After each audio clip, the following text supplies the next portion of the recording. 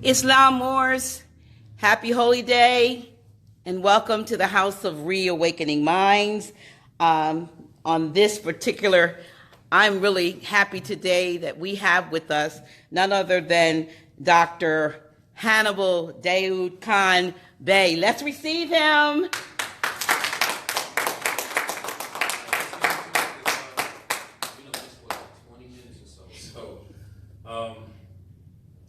I titled this class, There Is Much More to Being More-ish.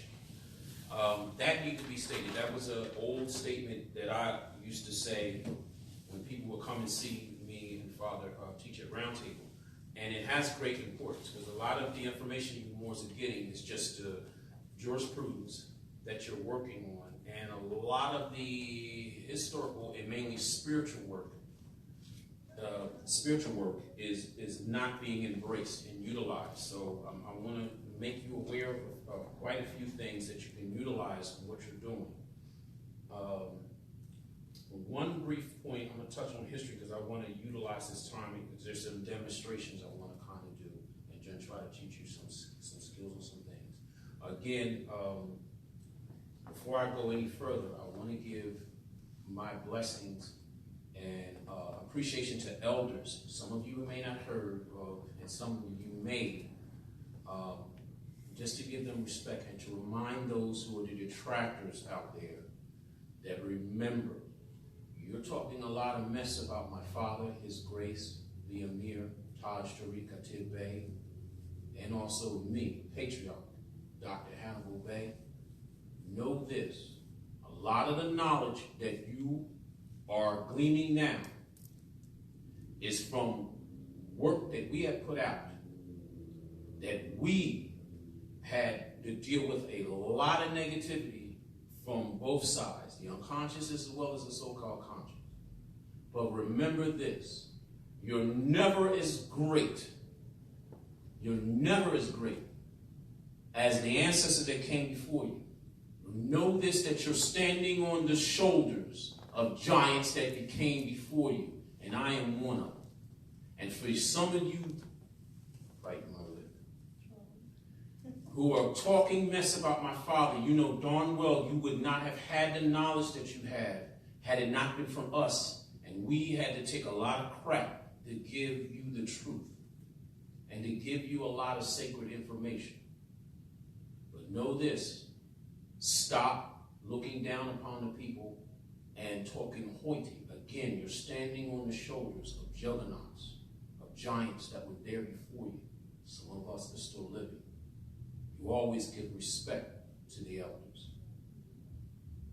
I had to state that because, again, this niggerosity is getting out of hand. All right. The Holy Court of Beth is one of the ancient texts, the scriptures, that existed before the Bible and the Quran. This will be a book that will most likely be given to y'all once I'm able to print it up. All right. This was the book that was burnt during the Christian Crusades as works of the devil. This is also the source, like I said, of the Bible and the Quran. I didn't want to. Mine is kind of tattered, but this is generally what the Holy Court Beth looked like.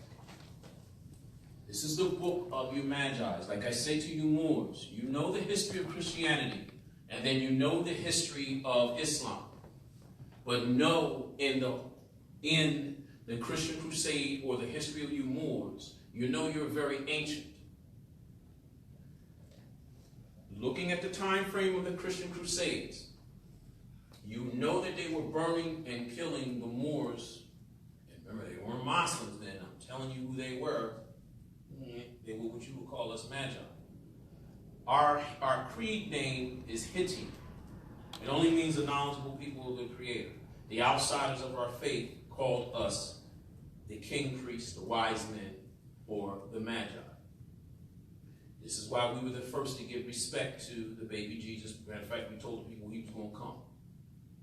That's why we were the first there to give him respect. You are the original Jews. all right, or we are the original Jews. The symbol, the six-pointed star, actually represented us Hittians. This was our symbol. We were also a holy priest order, just as well as a great tribe.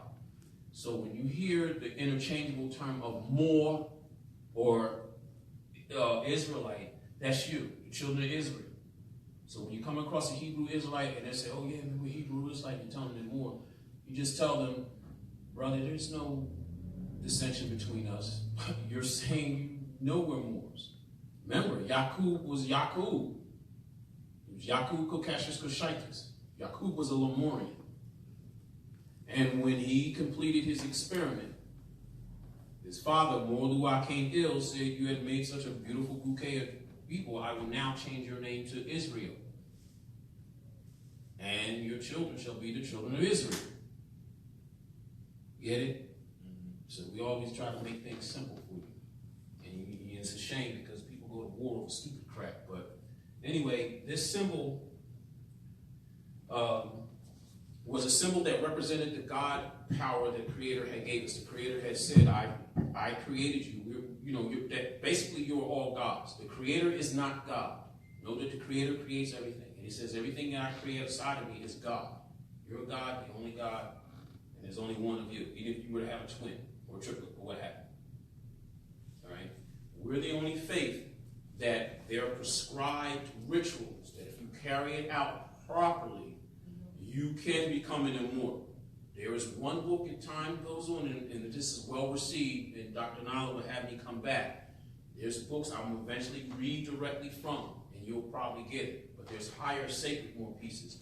There is one that I had divulged to two of my students, and I read to them. It's called The Other Side, and it's written by an ascended master who followed our faith. His name was Homak Po. Our faith, to give you a little time frame there, we're about 6.5 to 7,000 years old. All right? And being this far in the Moorish science, you already know that the European messed with the time. All right? So anyway,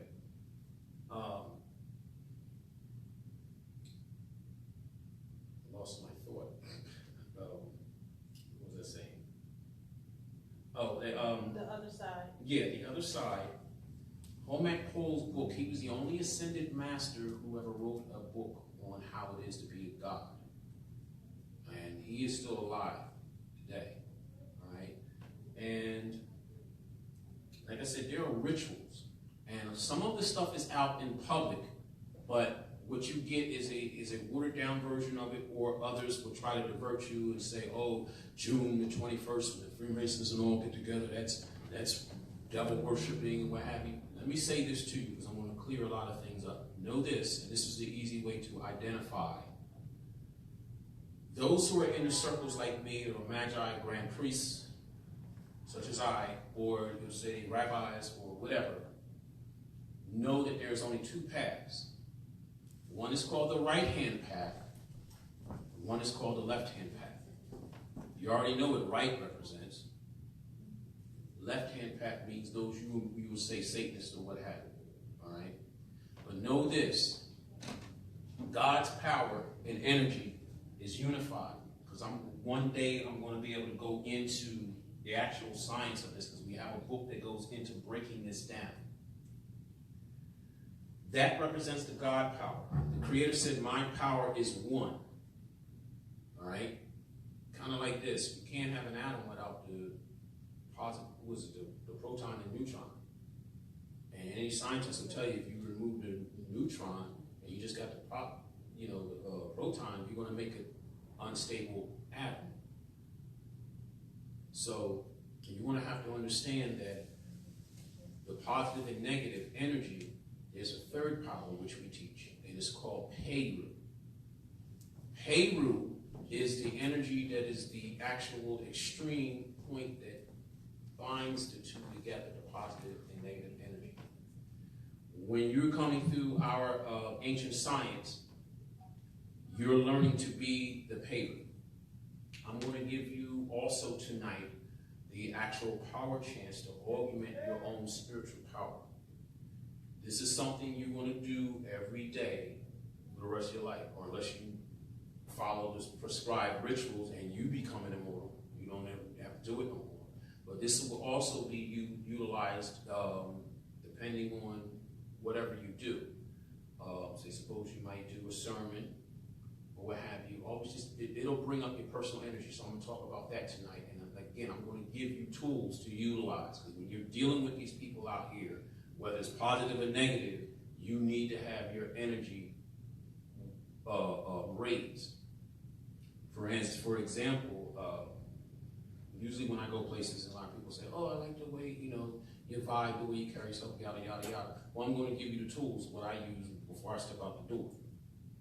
I'm going to give you these tools, and these are tools that usually would be in the sacred schools, Freemasonry, the Adab Chamber, yada yada. I'm giving it to you because of what time it is.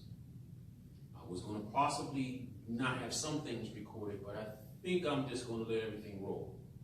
But tonight I want to leave you with, like I said, energies, rituals that you can augment your energy, and some things on how you can influence individuals. I was just telling the brother a little earlier, some of you have seen me that I came here before and I told you to look up certain people. One of them was Darren Brown. All right, that's going to go into the subject of what I have here, I have a little schedule here, power of words. But I'm going to finish up with the history so I can go into the 7 spiritual laws, which you all should be aware of. And then I'm going to go into the 7 suggestible laws, and I'm going to start showing demonstrations, because my key thing is to show you words have power. And I'm going to give you the basic tools. It's no different than if we all saying we're bodybuilders, and you saying I want to go and be in the Miss Universe or the Mr. Universe bodybuilding contest. And you can say, all right, but you just can't often do that right now, but you're going to have to put that down the line like 4 or 5 years from now. Kind of like the Olympic individuals, they want to go to the Olympics, but they know they got to train real hard for 4 years or so. So then all I'm saying is I'm going to be like that coach that give you the reps. Well, you got to do 100 reps, this and that, and what have you. And again, you'll slowly see the change. You'll slowly see the change. And again, it's going to depend on you from this point on. If you want more that I will give you. There's one student that's some of the things I was explaining before we started class. I actually gave him the basics of that ritual. He did it with his family. And this brother's family is happy and they are doing certain things. I'm like, wow, good 20-something years. That's the first time I actually had one of my students in my real small cipher that I had, my golden cipher, that actually went and moved on. He just went from my basic instructions and he's utilized it. But like I said, I want to do that with y'all today, if you allow me. And I pray that it will help benefit, and especially those who may view this too. And then you will take this science and utilize it. Plus, I want to give you some others, because again, everybody else is using your science. They're getting wealthy off of, like Father would say, off your virtues. It's time for you to start grabbing that energy. The astral energy is out there. It's around you right now. Mm-hmm. What I'm going to show you basically is that old saying that focused thought can change. Dr. Nailah can probably testify to this. She's a woman of the cloth. And usually there are classes that when they get to a certain level, it's not only in Christianity, but Islam too. When a preacher wants to get to the level of like T.D. Jakes and all them, they give it nickname classes. Well, one of the names they might say hooping class, but they got to pay tens of thousands of dollars to learn how to sway an audience. They got to pay that money. And I'm going to give you this. I'm going to give you power words.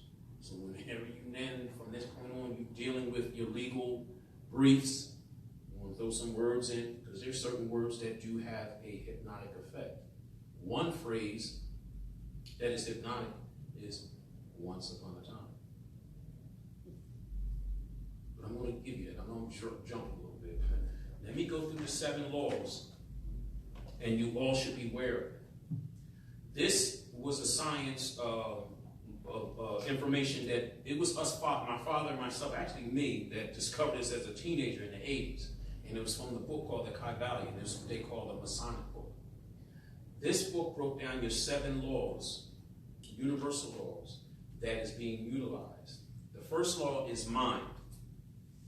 In mind, all is mind. Everything is energy. The universe is mental. Know that. All is mind. Even that chair that you're sitting in, it was first a thought in someone's mind before they crafted it in hand. Same thing for a woman to carry the baby in the womb. Everything is thought. And that is going to be one of the main messages you're going to get once I'm able to start printing up more of the Holy Corvette for y'all. What's that? The Holy? Great. And it's in paperback. All right. So be familiar with that. Know all thing is mine. And I'm going to try to make this as simple as possible and to make it really, that you can really get this and utilize this. Because the sooner you get this, the quicker whatever you're dealing with, you can overcome some of your problems. And I know the other part is a lot of these individuals call themselves nationalizing, they are not getting rid of the Negro mentality. Yes, I'm talking to y'all out there. Those who are ignorant. I ain't say ignorant, ignorant. That's what a lot of these problems are coming from. I can tell y'all some stories. So again, that's the first law. Be aware of that. All things is mine. The next one is correspondence, meaning as above, so below. As below, so above. Now, I'm going to stop on that because I'm going to backtrack when I was trying to tell you about the holy days. When I said how there's so people are quick to say, oh yeah, June 1st, or these certain days that, the Freemasons, Illuminati, and they do these rituals. Well, let me tell you and make you very much aware of your 8 holy days of the year. There are 4 low holy days, and there are 4 high holy days. These are your ancient Lemurian holy days, and then I'm going to tell you what they were used for, and then I'm going to give you secrets on what was being done. Your low holy days are the days that the seasons change. So you got what you call your Lemurian New Year, or you say your Moorish New Year is coming up March 21st or so. Yes. All right? Now, don't go off of what you hear everyone say, oh, that's because the devil, and because they do their rituals, and know this, I'm trying to tell you, positive and negative go hand in hand. When I get done going through these days, it's going to make sense to you. Again, you're not going to have positive, and negative not going to be too far from behind. Know that also. Trusting that you're the good cherubs that will get this information and you will shine. But always know that negativity is not far behind. That's just nature. The key thing is I want to give you tools, just as well as other things you learned from my father, to be able to bind that negativity. To the point, if you're powerful enough, you'll be able to shut down your enemies. All right? So, March 21st is a low holy day.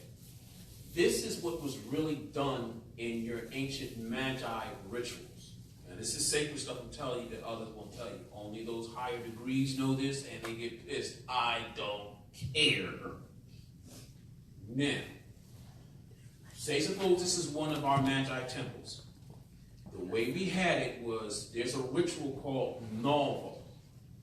Some may say spiritual travel and whatever. That's a Lemurian word for basically releasing your spirit and blending it with all creation. And you would do it on those particular days, because those days are the days that the Creator's energy is very heightened upon the earth. And if you blend with it, and by the end of the ritual, your spiritual strength gets stronger, and it also affects your physical strength. This is why you see a lot of your brothers in Egyptology, they were all talking about being gods. I just told you about Homak. He is still alive. He is the only ascended master that ever wrote a book on how to become an immortal. But you can only get that book through our sacred orders. So, when you come to the temple, we would, it's a sacred place, so we would communicate by signs. I hadn't mastered that myself, but this is one of our Lemurian ways, because you're going to commune with the Creator. And we would have lines going on down the street, and it would be one seat that would be like a throne. And the way we would construct the temple, it would be a crystal pyramid from the roof, and it would symbolize you possibly will get like a minute or two to sit in the throne to commune or to have that novel with the Creator. And when you do these rituals on these holy days and continue it and other certain things, I'm going to tell you about the symbols, because there's 3 other symbols that was used in our faith. We actually have 7 symbols, but some of them, the universal that you see, the Ankh is one of them. The Ankh is one of them. Yes. Islam. Before we get too far, the question has come up. Will you be taking questions tonight, or is this just lecture? I probably will. I just want to kind of keep on schedule because I want to do the demonstration. I know I was going to cut some things, but I'm just going to let it roll because I'm appreciative you let me come here to share. And I'm blessed. I got family here, Kingston and extended fam. So, they can put their questions out here, and if we have a chance, I will moderate those questions. All right, thank you. Like I was saying, once you commune with the Creator, you do this ritual, and there's actually 7 paths in our priesthood that, 7, if you follow one, and there are 7 sacred places upon the earth. And if you were to have one of these symbols following this particular path, you would have to go to a particular place out of the Holy 7. And majority of those 7, 4 of them on this landmass. Everybody keeps trying to tell you Africa is the old land. No, this is. When you came here on this planet, you touched here. Matter of fact, if any of you can backtrack on some old video interviews I did that could kind of fill in some holes, but I'll touch on that a little bit. What the Holy Corvette's going to tell you about, but I'm going to finish this. When you would go to these certain sacred places upon the planet, and with that symbol, and you do the ritual, and if it's done right, there is a dimensional door that would open. Once that door opens, only you can walk through. And I don't know what's on the other side, but all I know is that when you come back from that, you're immortal. We can't kill you. We can stand there all day and shoot a gun at you, try to blow you up, put poison on you, you won't die. I can explain that to you if it's enough time tonight, but I know a lot of times what you brothers and sisters don't get. Sometimes when it's over, we still have conversations, so we'll see. But anyway, this was the goal for all of us, and this is what your ancestors actually know. That you're God. The Creator actually said, "I've made you to live 1,000 years. You choose not to even live a 10th of it." That's the Creator. Trying to open your minds when you're looking at the story of Woden, Odin, and Thor. You're looking at your ancestors. When they talk about them gods, remember now, you already know the truth is more. You know you're the children of Lemurian. And every time you keep saying, you already know the whitewashing.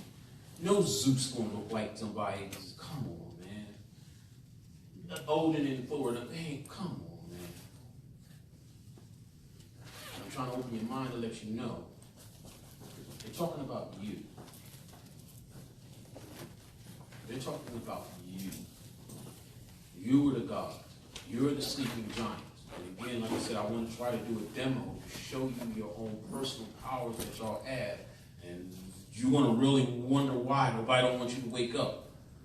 And if things are done right, you're going to be like, yeah, it makes sense. I'm trying to tell you or lead you to saying that y'all are the battery in the matrix. The reason why Todd, me, or whoever else trying to wake you up, like the Morpheus and Neo, wake you up and what have you, you're one less energy put into the system. Put it like this, I was talking with, got me here a little late, I was talking to Dr. Nailah's husband, and we were talking about the image that the European has, and he was saying how they don't want us to be scientists and what have you. I said, look, you're a divine people. That which is holy cannot be, that which is divine cannot be wholly suppressed. I said, you can leave us alone and we'll wake up. Case in point, who's familiar with George Washington Carver? And a lot of time they only talk about him about the peanuts. But here's my point. Remember now, this man was born into slavery. And slavery ended. Wasn't he supposed to be, yes, master, I was, because, you know, we just don't, I don't know, master. No, that man was a great scientist. Y'all only know him for the peanut. It was, I was telling the sister's husband that, that he's a basketball player that was also in the Navy. He played for the Spurs. Can't think his name. Yeah. He opened a museum giving honor to this man. And he said that the actual parts to a car, when you strip away majority of the stuff that George Washington Carver's inventions contribute to, you barely even have a car left. He even proved that Rockefeller and Ford tried to get him to work for him. He said no. So I'm only bringing him up to say this, and I'm trusting you get it. The man got released from slavery, but yet he was a great scientist. So I'm going back to what I told the sister, husband. If you just leave us alone, we'll wake up. See, you're the newer generation. I was small in the 70s. I was there, and he was like, yeah, man, like power, pits and stuff, yeah. They were scared, yeah. When you're waking up. Why? You start putting processes in your hair, and you had afros. You letting your hair grow out natural. And you started having problems. You started waking up. Now, to us Moors, we tell you, you just turn over your sleep. But it was enough to scare these Europeans. Now, here's the old story. Even though his godfather stole, and he kind of denied it. They asked, well, did you get paid to make that song? I'm proud. Say that. All that was a massive hypnotic spell to put your back to sleep. I'm going to go into that, and I'm going to teach you the basics of what these Europeans, what I said earlier. Some of you weren't here. I was kind of going for some of the things, the subjects I'm going to talk about tonight. They call it hypnosis or black ops hypnosis. I'm going to give you the basics of this because you're being influenced. You'd be very surprised when I wake you up and I give you some of the sciences. That you knew this science, you called it Maya. To us, it is over 10,000 years old. Our version of hypnosis is different. We train the mind, and we ain't got to say a word that we can influence on. The Europeans use words, and they rediscovered it. Remember, because there's nothing new under the sun, only that which is hidden. Remember that phrase. A lot of the sciences and things that you're dealing with, Europeans are just rediscovering. I keep telling people, like I just got to peep at the Black Panther at the sister's house.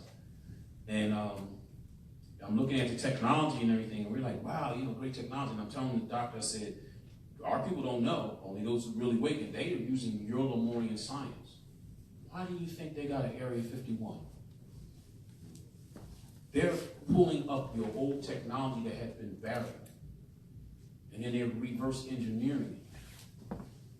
I told a few students to get a book called The Cave of the Ancients, and I think someone told me by way of live chat.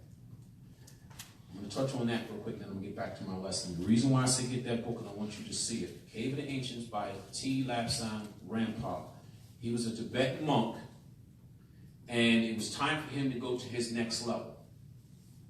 And part of the ritual is they just tell him they're going to collect herbs. But what he discovers is he's about to be inducted in being one of the caretakers of ancient technology. Here they wind up taking him to a cave that had your old ancestors' technology that was sitting up in them caves. We talking computed all kind of stuff you could think of for tens of thousands of years.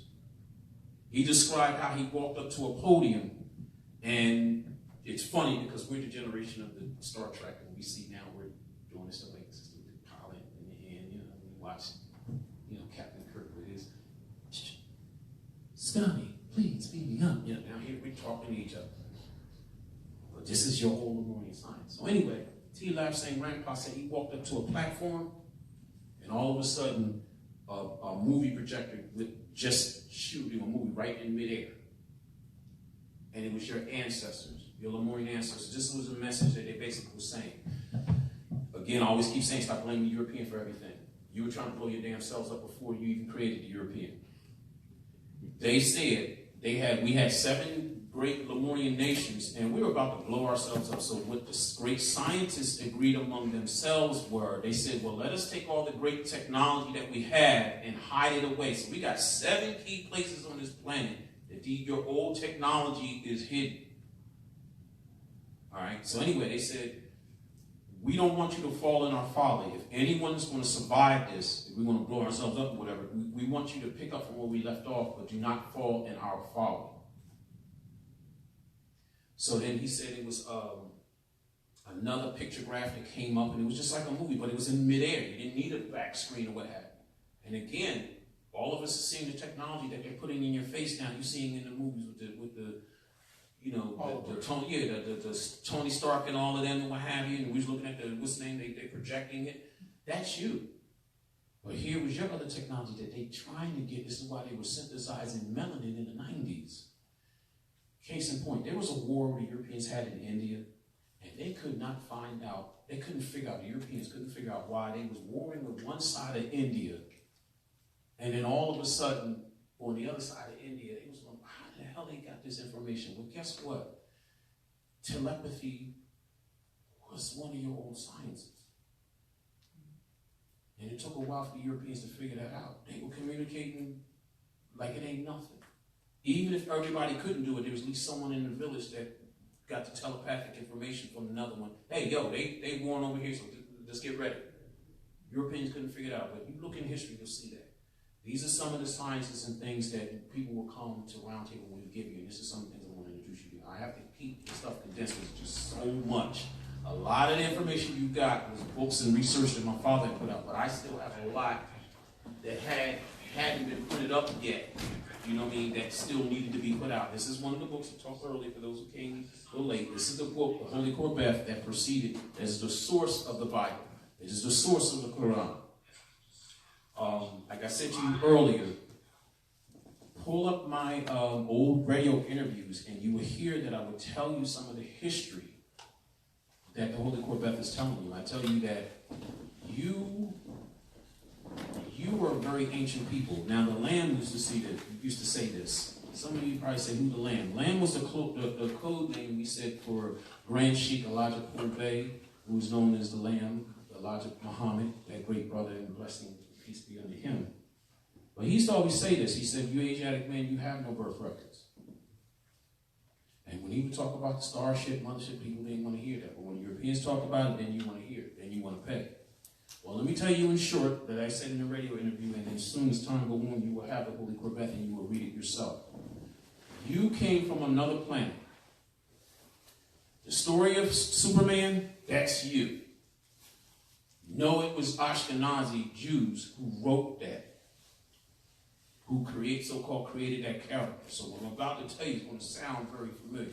But I keep telling y'all, Europeans getting a great laugh at y'all because they keep putting your stuff right in your face and they laugh. What's Superman's real name? Thank you, because you're conscious Moors. A lot of people are like, yeah, Clark Kent, man. Yeah, Clark Kent. No, Kyle L. They put it right in your face. Put it right in your face. You just stupid. Kyle L. Now, your home planet was called Aden. You left it before it blew up. The captain of the ship was named Yohat. He was a Lemurian. And he was a religious man, but also a scientist. And he built a ship, and he gathered about a good 3,000 or so individuals. Key people that could help colonize a new world. Now, I want to also, before I go any little further, I want you to know about this planet real quick. In the other galaxies of our other life forms, we didn't believe in killing people as punishment. We always believed in exile. So the planet Earth was actually used as a prison by all dregs of societies of different civilizations. So by the time your ancestors got here, about a good 7 million years ago or so, when I get up to the point when our ancestors left and they came here, they stayed in the mothership for a long while. Meanwhile, there was a scientist that was an Amagian. The Amagian nation is actually the father nation of our Lemurians, because we are the children of Lemurians. Everybody else knows this. You need to know this. When I'm saying everybody else, I'm saying those who grab books on different things on the Wiccans and all that, the witches, they know that they'll say it in code name. They call you the God race, or they'll just say straight out the Lemurians. All right. So anyway,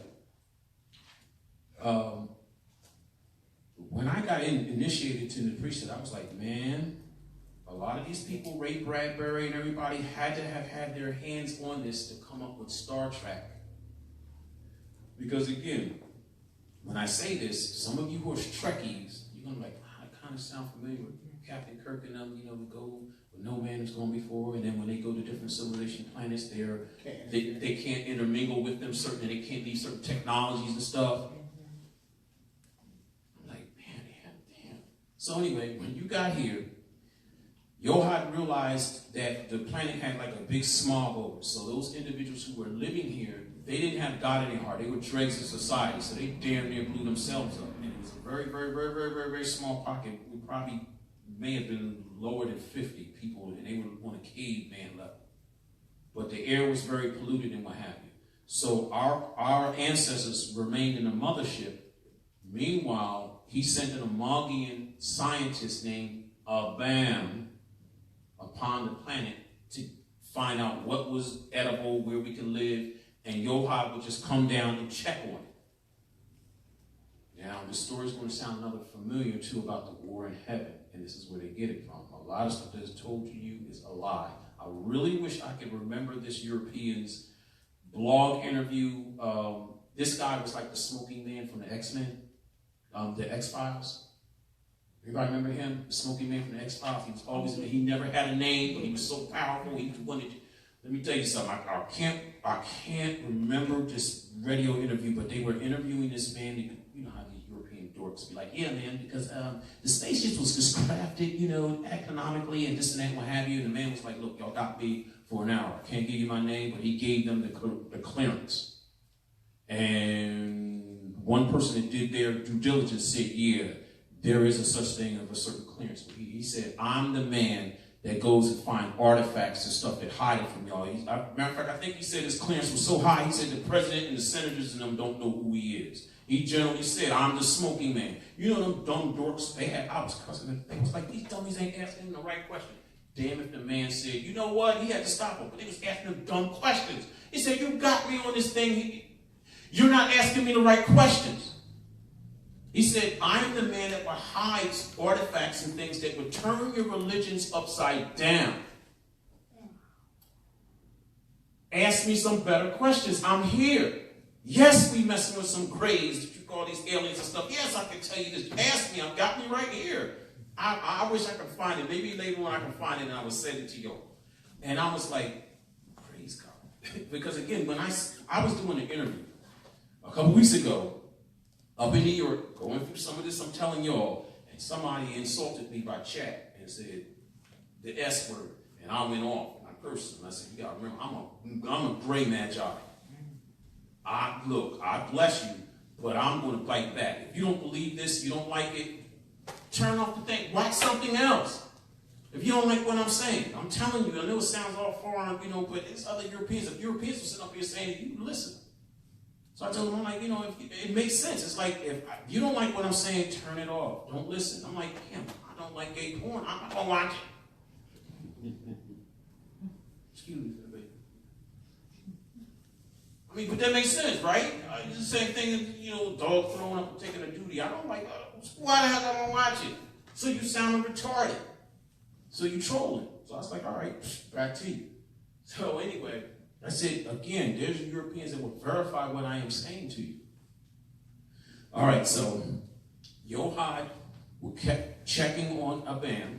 I'm basically surmising what is in the Holy Corbett. This is the book that your ancestors were being killed. Remember, if you're reading the Christian Crusades, the European Catholic Church and all was burning books. Remember now, you know you Muslims, but you know the time frame of it in Christianity, and then later on Islam. The key thing is you know you always been Moors, and I keep telling you Moors. You had another creed prior to that. You were what I'm saying. You were the Magi. This is who you were. Your symbol was under the six-pointed star. Or the Ankh. Your priesthood was on all continents. We even went to Europe, and they called themselves the Druids. You went to Egypt, they called themselves the Coptic, and the Ankh is used. So anyway, Obam was gathering information. Yochai would check on him. He found out, here's the Apple story. He found out that there was a mushroom you shouldn't touch because it would alter your senses. So the captain, Yochai, the Lemurian, forbid not to eat it. Meanwhile, he kept checking on them. A lot of our ancestors were getting restless on the ship. They wanted to get off. They've been in space for years. Now they got to land. They wanted to get on the planet. But again, the air wasn't clear. And Obama was still gathering data. So he said, can I have a woman scientist from my nation, Omagi? And her name was Ova. Sound familiar? That's your Adam and Eve story. So, now the insurrection happened on the spaceship. This is your war in heaven. The first captain, the first lieutenant that's supposed to be below the captain, his name was Luxor. Sounding kind of familiar? Lucifer, Luxor. He decided to cause mutiny, which woke the captain, Yochai, the Lemurian, up with other officers, and they were able to gather them, up and stop the mutiny. And for their punishment, they were banished to go out into space. They put them on a spaceship to go out, but they turned the spaceship around, landed not too far from Obam and Oba, and lied and told them that they could eat the mushroom. And by the time Yochai came to check on them, you know what mushrooms do. A lot of y'all more, aware of what drugs and stuff do. It's like, hey, seeing colors and stuff. And he got pissed off and he cursed, he cussed them out like, yo, you weren't supposed to mess with this. And then he realized the person that talked Oba into doing it and lied was Luxor. That's your Satan talking with the snake to eat the apple. This is where the story came from. So then Yochai realized Luxor and his crew was here on the earth, so he put them back in the ship. This time he made sure they were banished and went out to space.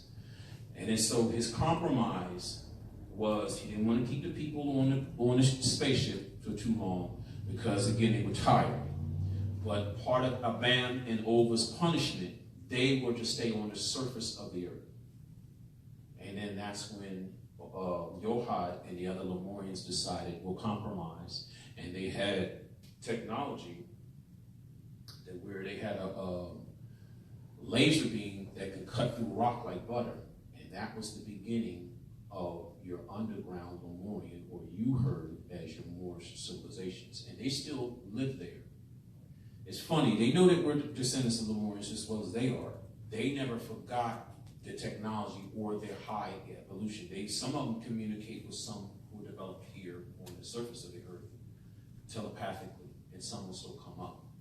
This is when you hear the stories about spaceships coming in, and that's your other ancestors or some other beings that's coming back and forth. Well, anyway, it's funny, they call you Hetakians, only meaning that people live above the earth. But you had a lot of underground cities and tunnels, and I used to hear these stories when I was in the Moorish temple when I was a young boy in Camden. And they said we used to have tunnels that would come from all the way from this coast all the way to the west coast. Now, the Holy Corbett had described that, through some of the wars and stuff that our ancestors did, we wind up making some of them caves cave in. But some of the technology was gleaned in the book. He talked about that we had vehicles, but we called them devils. And they traveled on a cushion of air. All right, so I didn't mean to go all on that tangent on that. I want to get back to the 7 laws because I want to get to the demonstration part and also teach you the basics of influencing people, because again, you'd be very surprised how you're being influenced. I want to backtrack for some of you who are here. I was talking about the 7 universal laws. Some of you Moors may be aware of it, the history of it. You know, us Moors, when we were going to the temple when I was a little boy back in 80, a lot of things weren't being talked about. Some things the elders were going to the grave with. And this was my promise with the Lord, that I said, Lord, if you bless me, because I know that there's more beyond the Quran and the Bible, and I will make sure I will teach it to the people. And obviously my father, he must have had the same, you know, and I'm his son. So we're giving you a lot of secrets that individuals wanted to keep from. It's funny, and I'm going to tell this story. A lot of people don't know this now. A lot of people want to know this. When I was dating my children's mother back in 84, 85, I was a teen. I always dated older women, so she was a little older than me. Her stepfather and her mother, they broke off, and he was a Freemason. He had left some books behind. And his book was the Kabbalion. And that's how it got in my hand. I still had that book in my hands. I was a teen, and now I'm 50. And then I said to Father, I said, Daddy, Circle 7, and in these laws in this book, I'm like, this has got to be our science here. It's a Masonic book. And I'm like, this is what the Circle 7 must mean. So now, kind of know the history. I don't want to stick on that too much. I want to get into the laws because I want you to be aware of them. And we're going to try to do many examples. If I don't get them all now we're going to continue to keep doing it, because you're going to understand, like for instance, when I get to vibration is very important. Because if you can control your vibration, and this is real, a lot of stuff that you read about holy men, and there are holy women too. And I charge you Moors who's doing history, please balance this out, because we also have women who are prophetess, and even our brothers were dirty and they hid that history. Prophet Jesus, you would say Emmanuel. Remember the story you heard of him escaping the soldiers and what have you. Well, one of the sciences he learned in the sacred order, one of them I'm also part of, the Great White Brotherhood, that he learned to change his vibration. And so this is why he was able to walk by them unseen. The other science I'm going to tell you, it takes training, but I'm going to divulge some things to you. This is why I keep telling some of you to look up the person Darren Brown, and then look up the person. When I'm saying look them up, I'm saying look on YouTube, pull up videos, because you're going to see demonstrations of this man.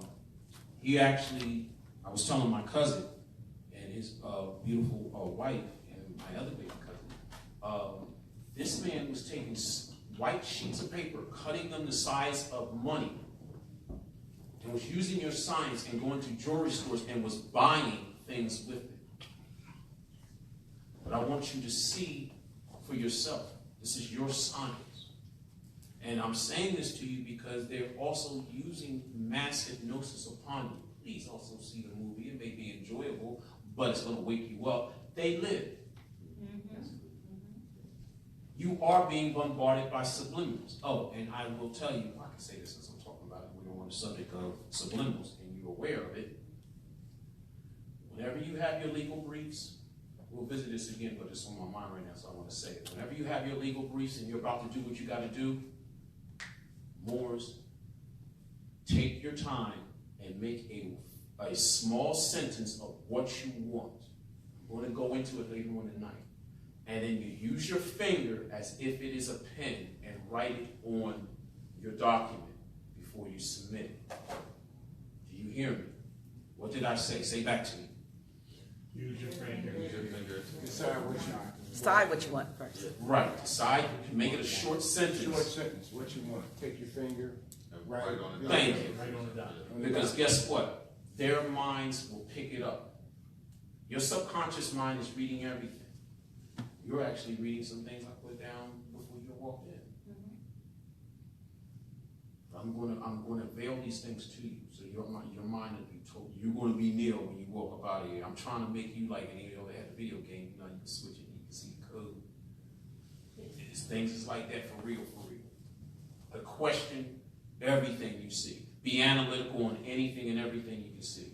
I'm telling you, You know why the car salesman asks you questions before they're about to sell you a car? Unbeknownst to you, you're about to be influenced. That's right. Let me do my Charlie Murphy, but I digress. I'm going to go into it. Let me finish this up because I want to get heavy and I want you to be joyful. I want you to understand the tools I'm going to give you. People pay thousands of dollars to get it. I'm giving it to you because it's yours. Especially seeing these beautiful turbans and feathers on your head. You're supposed to have this. When these people seen us walk in the streets, as a matter of fact, I was about to tell you earlier, when I worked in a bookstore in '95, there was a brother from the islands. And he was saying, he said, yes, in my country, we see somebody wear something like that. We run away from them like we're trying to catch a bus.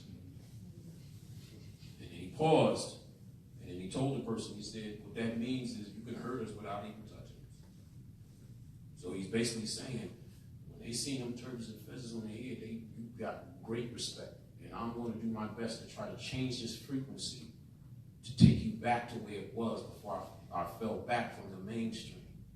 Some of you, me seem to be new to you. Some of you may know me going back. I just had a small site from students I taught. But this led up to what I'm doing right now. This is the first time in a long while I really actually came out and taught on a mass level. You know, but I'm going to give you some things that a lot of these students that had access to me these last 10 years privately. And some of them you probably know. All right, so let me go back to what I'm saying. Now I'm going to get into the 7 laws because I want y'all to know this. The 7, they call them the 7 Hermetic laws. To you Moors, you know the Circle 7 laws. The first law is mind, or they would say mentalism. The second law, I'm going to do the explanation after, but I'm going to go through the law. The second law is correspondence. Again, I apologize as time will go on because I'm used to my individual classes with individuals, and I used to have handouts and stuff, but all that's going to change. The second law is correspondence. The third law is vibration. Remember, I touched on that a little bit, and we're going to go back on that again. The fourth law is polarity. Again, give yourself a little space because I'm going to give you an explanation for each so you can understand. The next one is rhythm. The next law, 6, is cause and effect. Note, some of you are worldly individuals, and I'm pretty sure you come across individuals who are Buddhists, and they always bring up that law of cause and effect, or they'll say karma. And the 7th law is generation. All right, the first law I spoke before you came. It goes into telling you that all is mind. Everything is energy. The universe is mental. It would come very clearly to you when you learn astral traveling or Nalva, and you tap into what some may say the Akashic Records. Your Akashic Records is a blueprint of all things that's being done, and you can see the past, the future, the present, and all. Just a matter of you tapping into that. It's the universal mind. Know that all things are created from the mind. Like I said earlier, as an example, the very chairs you're sitting in, it was in somebody's mind before they created it. It was in their mind first before they created it. Same thing with the very shoes you wear on your feet. It was somebody's mind before they created it. Know that. The other key thing that the Holy Corbett talks about, which I'm going to tie into this and tell you, your thoughts have power. I'm going to prove this to you tonight. I trust I'll be able to get 2 or 3 individuals to demonstrate the power of words and thought. And I'm going to show you this, and then I'm going to teach y'all this. Because again, like I said, you're all being bombarded by thoughts. You're being bombarded by suggestions. All right? Some of the science, again, that I said I'm going to reveal to you, your dark wizards are your advertising agencies. If you don't know, why do you think they get paid millions of dollars from companies that want their skills on tricking you through subliminal to buy things you don't want and really need? But I'm going to pull the sheet off and give you tonight. I trust I'm being bombarded with individuals coming at me because I'm giving you this, but That's how we roll, my father and I.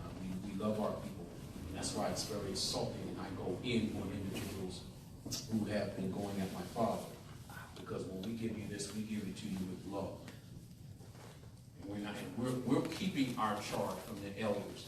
The elders, Sister the Sayyid Raha, Sister Rashida Bey. She's the second highest official in the Great Seal of Moorish Affairs.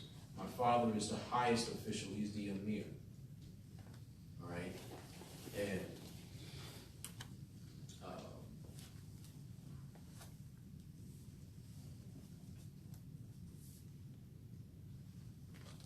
going to hold back because it's just so much I give you.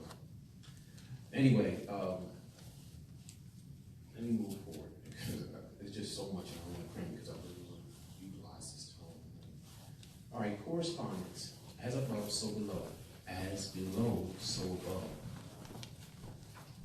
Correspondence is basically, I was trying to break this down earlier when I was saying correspondence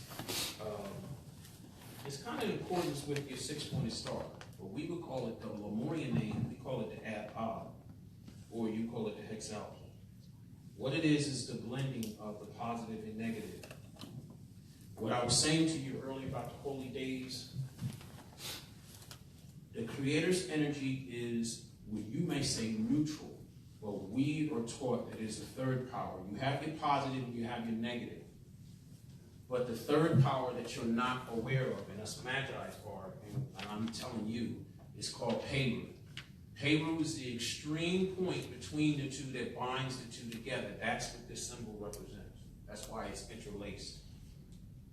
Your key thing is for you to learn to harness the astral energy and utilize it in order to affect the physical. So the pyramid pointing up is the astral. You can say positive, but it's the astral. And the bottom pyramid pointing down is the material. But that's also demonstrated here. Now, I'm the only one that's going to tell you the proper term of this. A lot of say, you know, the crescent star represents I, and the pyramid represents self, and the isonomy represents the law. And here's where everybody get caught up, and this is why I say ego gets caught up in. They say, am the master, and they just jump to that. You know, no. Whenever you learn a skill, you always are entered apprentice, or you're new at it.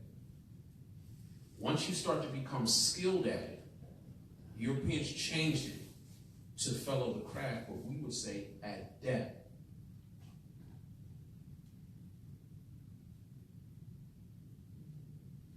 Then, from you being adept using your skills, you then will become a master the more time you put in. It's no different if you was a carpenter, you know, somebody he knew, you know, he learned some things, but then after a while, after a year or two, they twirling their hammer around like, man, they really good at it. You know, they adept at it. Before you know it, they're a master at it. Always know that. Don't get caught up in ego. That's the other trap that a lot of Moors got caught up with this. You say, I saw, well, I am master. And then they the same one's calling, I'm sovereign. You can't do sovereignty only works when you're a nation. As soon as a European hear you say that, they know you don't know. It's understood tacit. Don't mind Charlie Murphy again. I digress. It's adept. Remember that. All right, so now, when I was saying about the holy days, yes. You said payroll? Payru. Yes, below. Yeah, Payru. All right. I'm going to go into all of that too. So, yeah, going into the holy days, when you hear people say, oh, the Freemasons and witches do all these rituals on, like we'll say our Moorish spring is coming up. Those days are the very potent days that the Creator's energy is potent upon the earth. That's the low holy day. Now, the high holy day for spring is May 1st. All right? Again, what I was kind of describing to you earlier about the rituals that we would do in our temple, we would have Nova, what have you. You're doing your rituals and you're absorbing the Creator's energy to harness and strengthen your spiritual energy, which then in turn affects your physical. This is why some individuals that are really into this, they can be old, but then they look very young. That's showing that their spiritual power is very strong within them. But guess what? The Creator's energy is neutral. This is why you have the left-hand path people also do their rituals.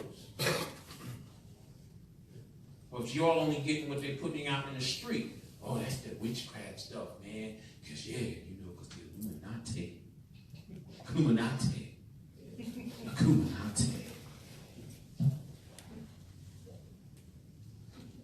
They're doing that to keep you asleep. Now, when June comes, the changing of the season of summer is June 21st. Now, the height of summer, the high point of that, that's the high holy day, which is August 1st. Then when fall comes, September 21st, now I'm getting ready to go to where we're just going to really hit home, because I keep talking to you about the right-hand path. Trust me, that's what all you hear. You're trying to follow the right-hand path.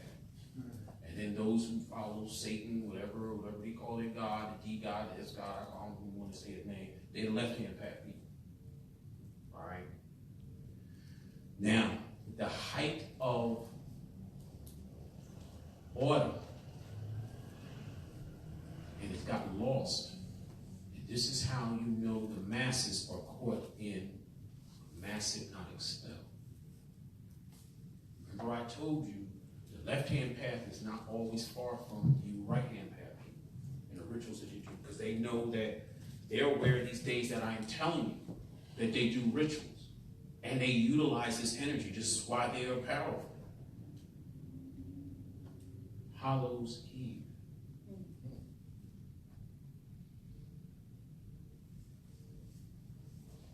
And yet people say, I don't follow Satanism. But yeah, come on, Jim. Come on, little John. Come on, what you doing? Put that little Captain America thing on. Go get some candy. You celebrate. You celebrate. But guess what them left-hand people are doing? Left-hand path. On October 31st, they're doing their rituals. And the height of fall, holy day, is November 1st. That's also a day that you give honor to the governors in heaven, which is All Saints' Day. I just told you what they told you in your face, but you don't get it. Hallows Eve. It's the eve of the holy day. I just told you it's November 1st. So, when you hit home, left-hand path know that that's a powerful time. So what do? They do their rituals going into the holy day, which is the eve of it. Still, they're going to glean from it, and they do all their dark rituals. And some of the stuff that you hear, yes, it's true. Oh, and if you do eat at McDonald's, don't do it anymore. You ever heard of Soylent Green? Some of you older ones like me that are great, you might be like, oh. Don't eat at McDonald's. There's a radio interview, I can't remember this. My father and I, we joke. Well, we don't joke with each other. He sent me a video a couple years ago and said, there is a rabbi who's a synagogue of Satan, who's being interviewed by a Christian. And he talked to him, and the guy was like, I thought it was a joke. I bull crap you not. Eat babies. You know what I mean? I thought it was a joke. It's like, yes, we sacrifice. And he laughing, right? Because you must have seen it. He talked like that. I used to be standing up, so I voice stuff. So I'm like, I'm thinking it's a joke. I'm waiting for the punchline. I'm like Eddie Murphy. He's like, yes, and when we sacrifice people, he said, what do you do when you kill these people when you sacrifice for Satan? He's like, oh, yes, well, that's why we have meat packing places. And I'm thinking, this is just a do this. I'm like, get the heck out of here. He's like, no, that's why you think. No Jews ate at McDonald's. McDonald's is one of our bigger company people that buy our meat. Yep. So I'm still waiting, and I'm like, the interview's over, and I'm like, let me call Daddy back. I'm like, wait a minute, because we don't joke. Daddy, I'm like, I'm waiting for the joke, because the man, he sounded, the way I imitated, I thought it was a joke, and it was that you hear comedy and somebody do a Jew, I was waiting for this joke. No, he was like, it's his, easy. We do a sacrifice. We get the blood, and then we can get rid of the bodies. Even our meat factory, grind them up with the other meat. And we just inform other Jews, hey, you just don't go to eat McDonald's. Like, you know what? Because I'm new to this. I'm looking at YouTube, and I'm like, my people. And I've seen a lot of videos of people fighting, and Mighty Funny was always at McDonald's. Y'all laughing. Pull this stuff up. It's a shame, though, because some of the young girls, they don't have no shame. They be butt naked and still fighting. And it's always in the McDonald's. Yeah, right. And I'm like, oh, it's the food. So I'm telling y'all, you eat no McDonald's. Y'all can try to wean off that stuff and just make eat chicken. All right? Now, I'm going to tell you something real quick before I go back. I always kind of knew if you consumed human, it ain't right. There was a channel I used to be subscribed to called, what was it? There is something they don't want you to know. Well, anyway, they finally covered the subject of the effects of a human eating human. Can't remember the details, but they said this. They followed a tribe, and they ate food, and this is basically what happens. Within the first few years, they call it the giggle disease or something. Just giggle. They just giggle for no reason. And then the next stage is they lose control of the body. And the next stage is almost 10 times, and then they die from eating another human. But that was caught up in the matrix, and it went right over everybody's head. Remember what Morpheus said? When I looked at the pods, with great precision, they liquefied the dead and fed it to the living.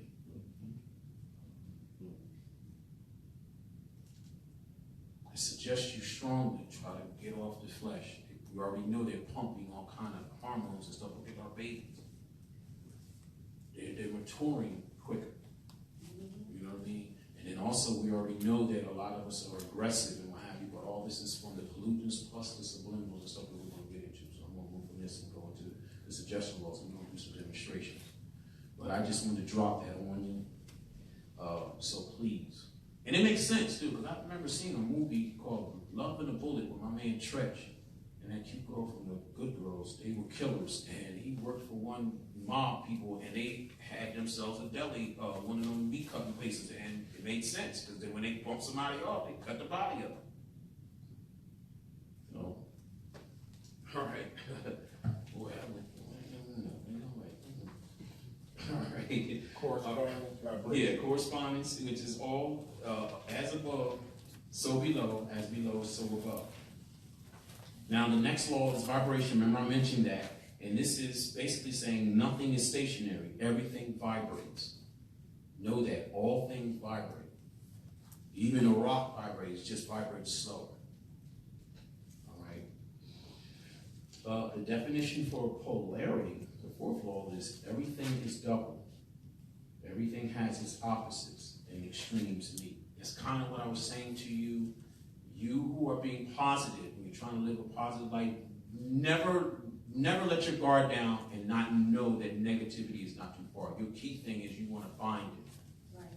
You understand what I'm saying? Mm-hmm. This is why I was explaining to you about the holy days. I need to go off track, but you need to be aware of that. How do you find it? It's many ways. Some of the other tools I'm going to give you, like you can shut a person down. One phrase I want to give you, it's a little tricky because somebody forget. Remember to forget, and forget to remember. Can you speak it to the mic? Yes, testing. A phrase, this is if you're not in a physical situation, but you may be in a verbal situation with someone. Know this too, if someone disrupts your speaking, that's called an interrupt pattern. Like, you know what I mean? They want you to be unfocused. I'm going to break into that, and I'm going to make you understand where you're going to have at least the basics of influencing people tonight. I'm going to make sure I give that to you. Because it's being used upon you, and you need to be aware, and it is your science. You're calling it more science, but it's your science. Everybody else is using your science against you. This is what Jurali came. When Jurali was off the scene, before he came on the scene, you were being subjugated by these organizations. This is also why you were called at one point 3/5 of a man. When Joe Ali came on the scene, he gave you the other 2/5 as well. Made you whole. All right? So, but yeah, know that whenever there's positivity, negativity is not far behind. That's just the way nature is. And once you understand that spiritual law, it won't surprise you. Oh, Dr. Nailah, I do have a gift for you. It's holy ashes. I don't know if any of you are interested. It's just some things I usually give my students. I usually have prayer beads, stuff like that. What have you. When you go home, please get some salt. Get rock salt if you can, but just get some salt. You start fortifying your places. You want to stop having negativity come in your house. I'm going to tell you the other reason why some Moors have it to where you remove your shoes when you come out. They just don't want you to attract in negativity. Now, yeah, it's kind of dirt, but you know, negative energy. But you get yourself salt and put it across your threshold, the front and back. You want around the windows. And if you really want to try to get spirit energy out of your house, bad energy, you put little bowls of salt in the corners of your house, in the little corners. Salt is an element that all it does is just radiate positive energy. It just absorbs negativity and projects positive energy. This, how can I say, ritual or technique was lost from your ancestors. You know that there's people who follow the right-hand path. And when they pass, they have a beautiful ritual. Then you know that there's some people who follow the negative path, the left-hand path. And some of them become very negative. And they get buried. Well, what was lost is their body had absorbed such negativity. The other part of the ritual of burying them, you were supposed to put rock salt on them to help absorb that negative energy. If not, some of the little spooky stories you hear, people wandering, graveyard. I won't go into none of that unless some of you get to know me personally. You want to know something, because there's some ritual that if I had to do, I have to go into the graveyard at night and stuff like that. If you want to hear that, it's other stuff down the line. But yeah, know that the salt is a positive element. And I had talked about the circle last time. Some of these I'm going to talk about that again. Here's one way to utilize it. Sometimes when some of you are going to court and dealing with certain things, try to visit that place the night before. Go to the store, go get yourself some mortar salt. And you walk yourself around. Don't make yourself look strange and stuff. You don't want nobody stopping like, hey, what are you doing? I don't know. I'm just doing this more. Bye. You know, like that. You have to. You don't be arrested. I ain't gonna look. You're gonna be in the newspaper and stuff.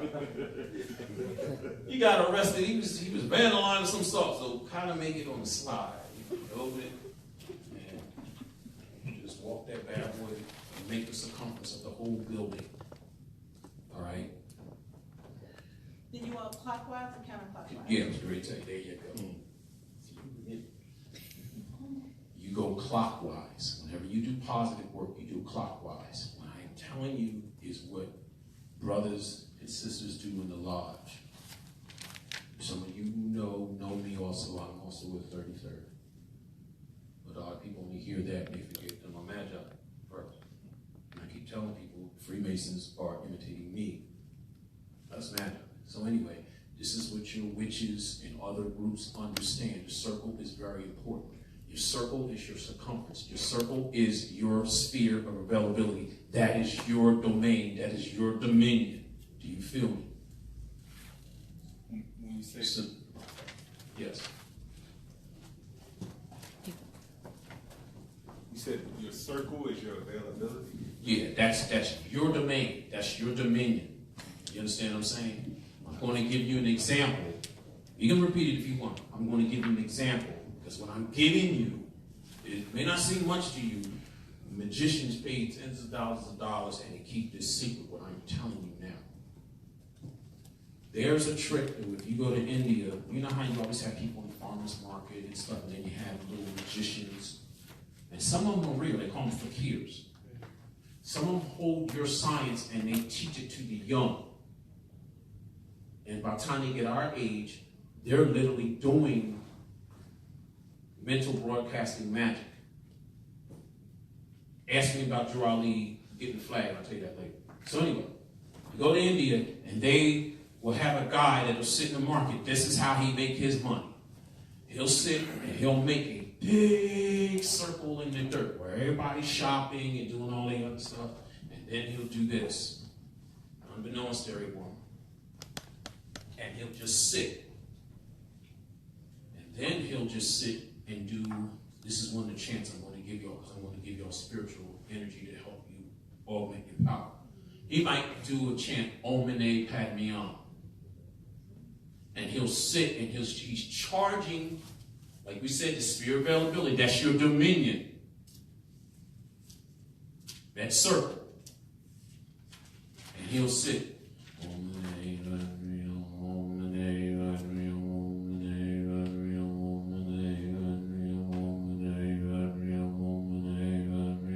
I'm also going to demonstrate to you tonight how sound does affect the body and words affect the body, because I will be bringing someone up to demonstrate. So while he's doing that for a good 15 minutes or so, he's charging the circle. Once he's done, then he'll say, come, everybody come and see, yeah, come and see this great magic trick. And this is the rope trick that they do. A lot of us, because we haven't, well, I can't say because some of you are worldly people, but I don't know if you went to India yet, but you've seen it on TV. The little rope trick that goes all the way up in the air, like how the hell it does it, and then all of a sudden somebody climbs it and they disappear. I'm explaining to you right now how it's done. Johnny Quest. Oh. Haji. Right, Johnny Quest. Funny you brought that up. I never liked the cartoon. Remember I mentioned how the government got just Area 51, they collect your technology and stuff like that? Now, you must know with the government, they got to release, would you say, top secret information from what they call, after 30 years or so, the Freedom of Information Act? Yeah. Guess what? But they never said how.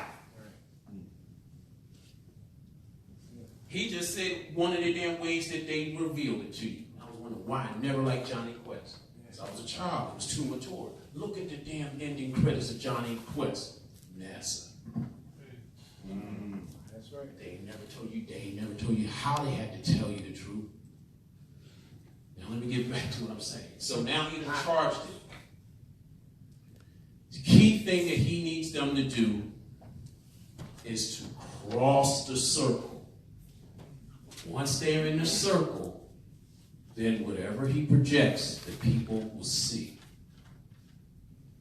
Please see the movie The Shadow, 94 it came out. It'll give you an idea of what I'm trying to tell you.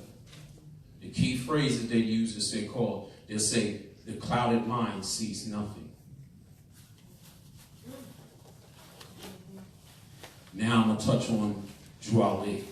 If you don't know the history, when Drew Ali came back on the scene to free you,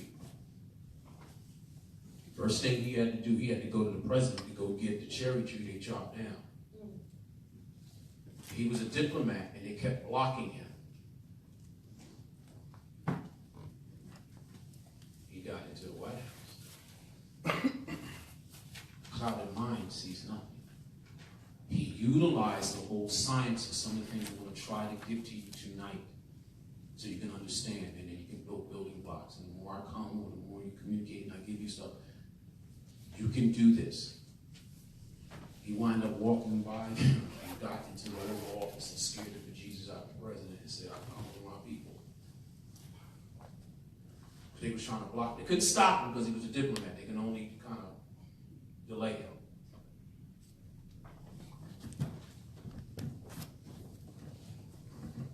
How do you know when your mind is clouded? You can't think clear. Europeans do this even at your regular job. You want to break some things down. You notice how they have you multitask? Multitasking is another way of keeping you confused, and then I can just hit you with a real question. You know, John, I really wanted to know if you could just really fix that cabinet, all those files in there. You know, it's a big ass damn job. But he couldn't ask you that earlier. But if he had you doing other things and your mind was occupied, notice that there's two minds. Your subconscious mind and your conscious mind. Yep.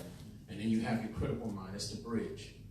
The key thing to us hypnotists, yes, I am a hypnotist, is to open your critical mind, to bypass your conscious mind, and to get my subliminal to drop into your subconscious mind.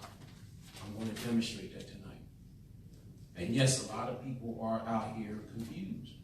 That's why we're kind of talking a little bit more, and I get through some laws, but I'm trying to get you to understand the importance of the power of words. You already know that now. The fact that you're in here and you know that you're not Negro, black, and colored. Words have power. Thought has power. Do you know if your body cannot express the thought, it turns on itself? Why do you think people have diseases, cancer, and other things, health problems? There's a book you need to get. Power Suggestion by Dr. Murray. Beautiful the way that person had broke down the Bible and the understanding of suggestion. Again, I'm going to give you the techniques, and then there's other books I'm going to lead you to that are really rare. Some things I might have to copy myself. I don't want to say that. Anyway.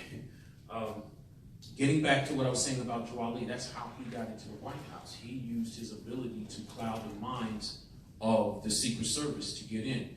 And then once he started talking to the president, he said, I come to free my people. And the other question was my flag, and the president acted like he ain't know nothing. And Prophet Joe Ali told him, our flag is in such and such vault that y'all have hidden.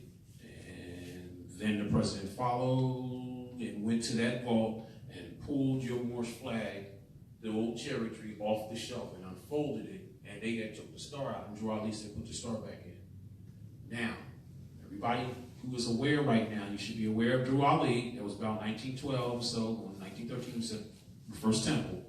Now, here's another person, so y'all don't think this is hokey spokey dokey, that I tell you to look up. His name was Wolf Messing. Wolf Messing. Some of you probably, I hear you say, because I've been here a couple times, you probably looked him up and seen him. He was kind of alive at that time, and I'm going to give you an example of what this man did. He was a Jewish mentalist. This man predicted the war with Hitler, and Hitler put a bounty on him, because he predicted the war, when it was going to end, and when Hitler was going to die, Hitler put a bounty on him, so that he left there, Germany, and went to Russia.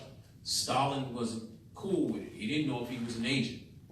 So he said, I heard of your reputation, because that was his trade. He was a mentalist. So he said, he gave him two tests. He said, I hear you had these abilities. I want you to rob a bank. It's your ability. He said, all right. He said, oh, and I don't want you to pick the bank. I'm going to have my KGB pick the bank. Please look up Wolf Messing on YouTube. You will see they do recreation, and the stuff was real. This man was real. I'm giving you this so we can let you try to see what I'm trying to tell you about Joe Ali. You can take it out of the spooky dokey Jesus thing, and it was real. And Jesus even had said, some of the things that I have done, some of you will do even greater. A lot of you are part of what Joe Ali had foretold and other ancients told. Oh, also, make sure y'all pick up the book series Cryon, because some of you have gifts, and that divine spirit it left messages for some of you to help you pick up from your past life. All right? Let me get back to Wolf Messing. So they picked the bank. All he went in there was with an empty suitcase and a white sheet of paper. Went into the bank, used his mental ability, and told the bank guy, I want to take out something equivalent to about $250,000 in cash. Gave the slip to the guy. It was an empty sheet of paper, white sheet of paper. Man looked at him and looked at the paper, went back and came back and filled that suitcase up with the money. Wolf Messing closed the thing, walked across the street, found the KGB and said, look, boom, I did it. Then, of course, he took it back into the bank and the teller had a heart attack. He didn't die. He was like, oh my God, I hate this stuff. You know, but he had a heart attack, but he wound up being all right. Now, his second test was this. This is the second test. Stalin said, all right. He was on a military base, and his house was in the center of the military. And any cats that are ex-military, you know you just can't walk anywhere, just like the White House, without going through checkpoints. So he said, I want you to get back to my sanctuary. And the deal was to get him off the base and tell him use his ability to get back on the base. So soldiers walked him out. He was in his three-piece suit. Walked him off the base. It was about a good mile or two. And then all of a sudden, this man in his three-piece suit walking past the checkpoints. And when you're dealing with military personnel, they usually have 2 guards standing at certain checkpoints. He even had 2 guards standing on the outside of his house, just as well as inside. And just as well as you start going through the house. And Wolf Messing is just steady walking right by him. He's just walking right by him. And then finally he walked up on Stalin, who was sitting at the fireplace, and said, oh, damn, what? All right, how did you do it? And he said, oh, it was easy. I was buried. Buried was the highest Russian general official in the army. So, since you're the newer generations and you all seen the X-Men, you know what Professor Askin did, or Emma Frost. He just projected in their mind that they seen him in a military suit being someone else. And him being a higher officer, the lower officers knew to stand in attention and not to even look his way. That's how he was able to walk by him. Wolf Messing had done a few other astonishing things, but I bring him up so you can, again, understand. Everybody else is using your science. Wait till you see more of Darren Brown. I only told you about the white sheet of paper he used. He's going to the jewelry store buying jewelry and some seafood with white sheets of paper.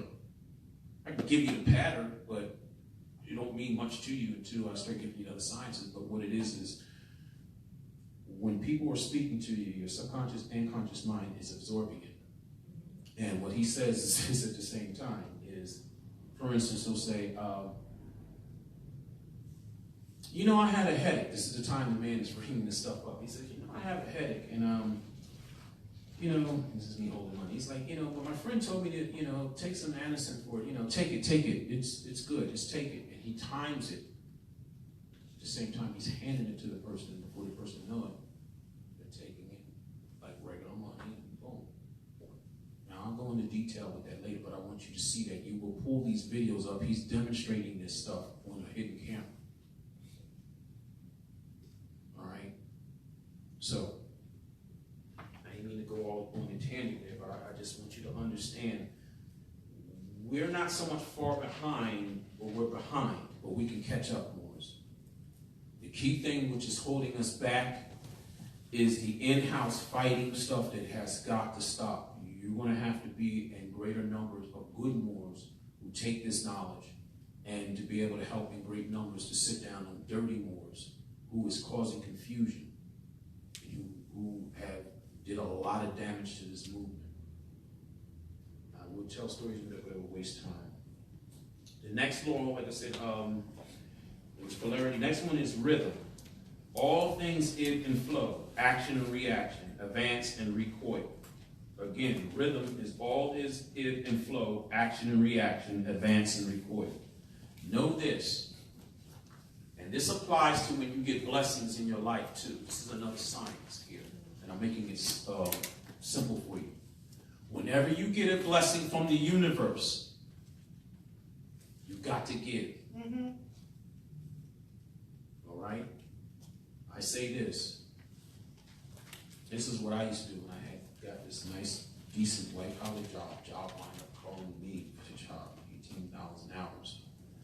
I'll go into that another time, but I knew it was a blessing. Me being a Magi grand priest, I knew there was a blessing coming from the universe. So as soon as I got paid, what I did was I bought flowers and I blessed them, and I just gave it to some of the co-workers and bought some apple cider what's the name, gave it to the brothers, I'm gonna have it, I'm blessing.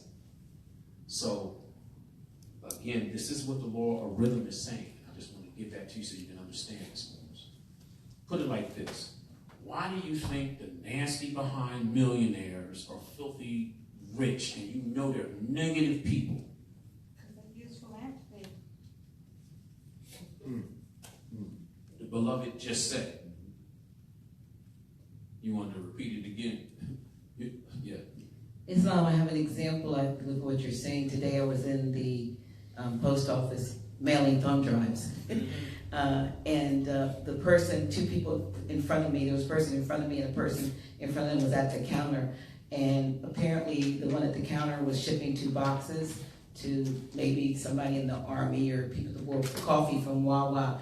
And it came to like $95 because they always say your total. $95 or something. Well, the person behind him, but in front of me, said, I'll pay it. And her order was $3.50. And the other order was 95, so it came to like 98 something. And she paid for a stranger's package. And the lady and I that were standing back, we were like, okay, you know, like that was, it made us feel good because that energy was like, yeah, we need to go out and do something. Because here she was paying a $95 shipping bill for a stranger, and her mail was $3.50. So that was some energy. Maybe she was paying it forward. And it's good that you said that because that is one of our creed of us magi. We're supposed to help people, and this is one element that Freemasonry made sure they keep this. And this is another thing that other people don't talk about. They always talk about the daggone devil worship, Lucifer, this and that. They're lying. Because the thing is this, how is somebody going to tell you about an organization that they're not even a part of? It's almost like having a grade school child that's an AT child. They're like 6th grade, but they're working on we'll say 11th and 10th grade level, but yet they're going to tell you what goes on in the university. You know what I mean? So it's the same thing, you know, with the Freemasonry thing, whereas Freemasons understand that they do a lot of charity work. And it's because that's part of what we're talking about right now. With rhythm, everything ebbs and flows. Your Egyptian brothers and them knew that. Your old Moorish ancestors knew that. So again, whenever you get a blessing, you do something kind for someone else. Because it's a more blessing to come back. And then when that person, you're doing something for them, and they say, oh wow, you're doing this for me, they want to do something for you. You tell them, no, I don't need your help right now, or I don't need that. But what you can do is this. When you see somebody else need, that's the way you pay me back. You do it for someone else, and you pass that on. That's one of my prerequisites with my students when I have my small cipher. Those who are my students just been keeping contact with me for years. I will always encourage them, and I say, try to do 3 good things during the week for people's training. Of course, you're going to do something for family. But do something for people you don't know. Because what that'll do is that helps down the line of building good karma. And trust, when you really need, and I've been in a lot of spots, but because I live that as my life, there's times that when I need, the universe had blessed individuals just came out of nowhere and then helped and blessed me. Like when I got coronated and as a 33rd, and I always wanted to use that day as a day I give thanks to the Lord because I never knew I would be a part of Freemasonry, let alone get up to the Scottish Rite high degree. So I said I would use that as a day that, especially when things are real good for me. I tell you what I did. I just put on my turban, and I go to the Chinese store or something like that and buy a whole lot of shrimp fried rice and whatever, about a good 50 of them, little pints and forks, and make sure I do that. And I bless them all. Then I will go to the store and buy sodas, and I bless them all. And then I will hand it to the people that was homeless. This is part of what you're supposed to be doing as Moors. That's on a low scale. But we have in our temple or something like, you know what I mean? You go out in numbers. As a matter of fact, I'm talking about this. One of my students hit me up by video to let me know he's doing with one of my customs that I do. People usually see me walking. I'm usually wearing my kufi, and they usually see my Masonic belt or whatever. And they just see my prayer bead. And they I'm doing a prayer walk. I am doing my best to change the frequency of the city. This is what you're supposed to do. When you see the shadow, then you understand what I'm saying. When you see that movie, Shiwan Khan, who was the enemy in the movie, he wound up making the whole damn high-rise building be invisible. The whole city didn't see it until he got injured, and then his concentration was lost, and the building appeared. But what I'm saying to you, and I'm going to demonstrate tonight, how your words and your thoughts can change your environment. It can influence your environment. Your ancestors knew this. You do affect the weather. You affect the actual consciousness of the people. I remember when I first brought that subject up about in the early 90s at Roundtable, we had our class in Roundtable. DC was known to have the highest crime. And it wound up getting on national news. And what happened was it was some group. I don't want to say Buddhist. They could have been Hindu. I knew they were Eastern faith. But they were making it as a non-denomination gathering. They said, all right, this is horrible, especially at the capital of our country in D.C., the crime is bad. So they said, we're going to have a weekend prayer sit-in. Well, damn if the daggone police chief went on the radio station and said, when turkeys fly, they ain't going to do nothing. I'll eat crud. Well, when that fateful day came, and all those people heard the advertisement, they all came out for a peaceful assembly and a peaceful prayer, unifying prayer. Damn crime dropped damn near to zero. And the police chief had to later on admit he had to eat crud. And I'm saying to you, Moors, you are the mothers and fathers of civilization. It was a time when they seen a fez or a turban. You were kind of cruel, you'd had them bow. And they couldn't get up until you out of sight. But I'm saying, people seen you with your fez and turbans on, they knew you came with knowledge, you came with power. You changed an environment. So I'm saying to you, Moors, you're going to be conscious of your thoughts. When you're walking through your city, try to assemble a couple brothers and sisters, and y'all can just walk through the city, and y'all intent and focus, and I'm going to try to demonstrate, I'm going to speed through this and go through some stuff, I'm going to demonstrate some stuff, and I want y'all to walk away with tools tonight, because you can affect your environment. I'm going to tell you what I put out when I do my prayer walk. I put out love, especially my main group that I'm going back and forth. There's Cooper Hospital and there's Lady of Lourdes Hospital. So I always do prayer for those who are sick. But my other prayer energy is for those who follow the left-hand path, especially those who have larceny in their heart, that their minds are clouded and they're confused. I'm just one person. Imagine if I had a couple Moors and we're just walking and we're doing this.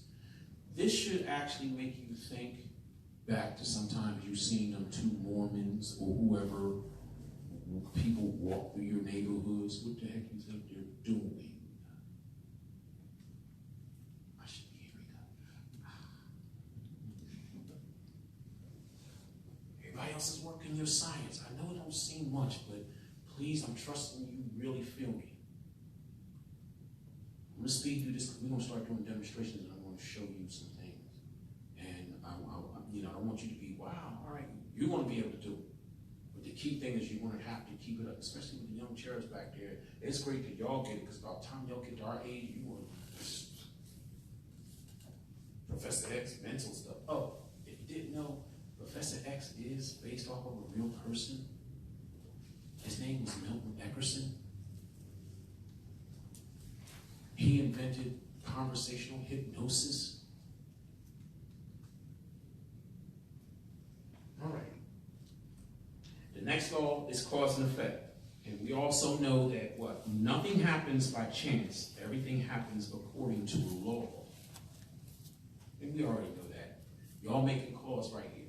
I'm making calls, giving you this. The effect is going to be y'all getting potent information that elders gave me, some things I gleaned myself, and guess what? That means there's more people out there that know what I know, and it's going to make effective change.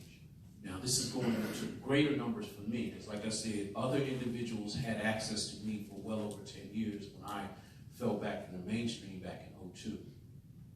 And I still taught. I didn't really stop teaching. I was actually in the hip-hop arena there. I was an old hip-hop dancer, and I was teaching and performing. And was going to do film work, but I was still teaching Moors who did recognize me and what have you. And I was just giving them the higher science that I'm trying to give you, right?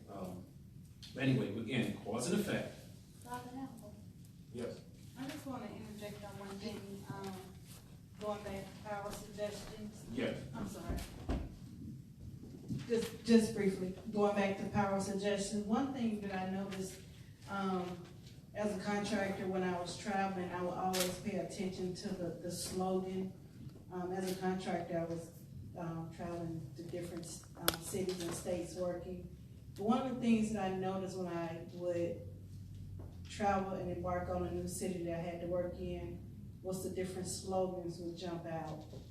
And then when you think about the big cities, they put a lot of campaign finance into either updating their slogan or doing something to their slogan to change the energy and vibration of maybe the city is in a slump and it needs some pick me up. Right. Or maybe the city needs to slow down for a minute, because I know Vegas is going through a current transition where their slogan was, once whatever goes on in Vegas, stay in Vegas. After that shooting. Right. So now you're seeing a lot of campaigns going on where they're kind of remodifying their slogan to reshift the energy. And in Pennsylvania just went through a recent power suggestion where they changed their slogan line. Like as soon as you get on 95, you'll see. Actually, I have a picture where it had the old slogan, and now Philadelphia has their new slogan. And Delaware just went through a slogan change. So these words are being acted upon us daily. So it's something that happens every day in our government. Yeah, yes. So they're doing this daily. Yeah, so you have to be aware of the power words that they're creating. We're in their boundaries. Right. And so we have to create our boundaries to make sure that we're not affected by it if it doesn't pertain to our journey. Yeah. What you're saying is, again, for those who hadn't seen the '86 movie that I mentioned earlier, They Live. For those who hadn't, but I suggest you see it. It's kind of entertainment, but it's on the line of what I'm talking about, and I'll just give a little brief of what it is. It's a movie on how aliens use a cloaking device to make themselves look normal, and they're actually taking over. And you're taking over in a very subtle way. What they're doing is they're putting up subliminals on the walls and your billboards and stuff. So, Roddy Piper's character and my man Keith David, they wind up coming across these glasses that these rebels finally figured out there's a signal, and that these people were putting subliminals. So in the movie, you'll see, like, you're looking with regular glasses, you're looking at the dollar bill. But when you look at it through the daggone thing, you see it's white and it says, "This is your God." And then you see on the billboards, "Obey." Then you went by a whole thing of magazines. You're just looking at one word on each page is consume, obey, conform. That's what's happening with the sisters telling you, and it's good that you have your eye. Now you have your eyes open, and I'm going to do my best to give you tools so then you can fend that off. Right. And you start changing. Mm-hmm. All right? It is good that you're saying it, but yeah, you see that and you'll understand what I'm saying, because again, Europeans have a big laugh under their sleep. And I always kept saying, like, yo, by the time y'all figure this out, they done went to the bank cha-ching and made billions off you. By the time you get it, same thing with the Matrix. They come to find out the Matrix was stolen from the sister. They can't, you know what I mean? And I got to meet her about 10 years ago on the phone. And she She got paid too, $1 billion. Well, they stole it from her. But the matrix is kind of what we're talking about here. I call it the negrified matrix. I'm in this world, I ain't of it. I'll tell some people in a minute. I'm in it, but I'm in this world, but I'm not of it.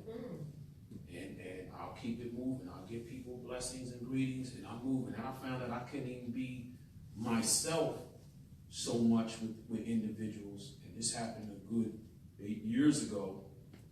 Part of our Moorish custom too. Some of you brothers may know who are Moors, but some of you may not. I will teach you how we embrace and greet. So matter of fact, I'll just show you. And this is also part of Masonry. Like I said, it's always imitating you. When we brothers meet, part of your Moorish greeting, we embrace each other. Peace, brother, and we would do this. All right? That's the way you greet. We needed to do it again. You see this? All right. Now, I'm going to explain it. You probably already know, but for the sake of conversation. When you're greeting your brother or sister, you're greeting you, the fallen angels. Why do you think I'm powering you and I'm calling you cherubs? You're the fallen angels, or really you're the fallen gods. And I'm trying to stimulate you. So when you're giving the highest respect to the brother or sister, and you're greeting their seraphim. Remember, when you're born with two angels. So you're not only greeting that person, you're greeting their seraphim. So you'll say Assalamu alaikum, or y'all say Islam, but you can also say salam. Salam. Salam. Now your greeting his or her cherubim. All right? We need to turn this way so you can see. Again. Salam. And cherubim. And then you're coming back for the third. Then it's them. That angel. This is your Moorish greeting. And it's a shame. It's been a while since I have done it with another brother or so, because some individuals try to say, oh, you the one. Nah, bro. I embrace you as a brother. But because you like that, fine. I'm cool. There's another and to me, it's kind of hard because I'm a Tarian. And us Tarians, we tactile, we express love, we rule by Venus. And me being a teacher, I've met so many people and stuff, and I teach like out of brotherly love. Y'all going to experience this because that's the reason why you're here. If you notice, those of you who've been following my father's teachings, you notice we don't teach followers. We teach you to be leaders, teachers. We giving you tools. That's why we're not liked by a lot of people. It's kind of like you're in class and y'all got the same book I got. And it's actually the same book I got. Everybody knows when you go to school, there's different books. Y'all got the same book, but with the teacher guys, it's different edition, ain't it? The problem they have is we giving you the teacher's edition. That's the problem people have with us. So again, remember, I want you to understand, everything you do is spiritual.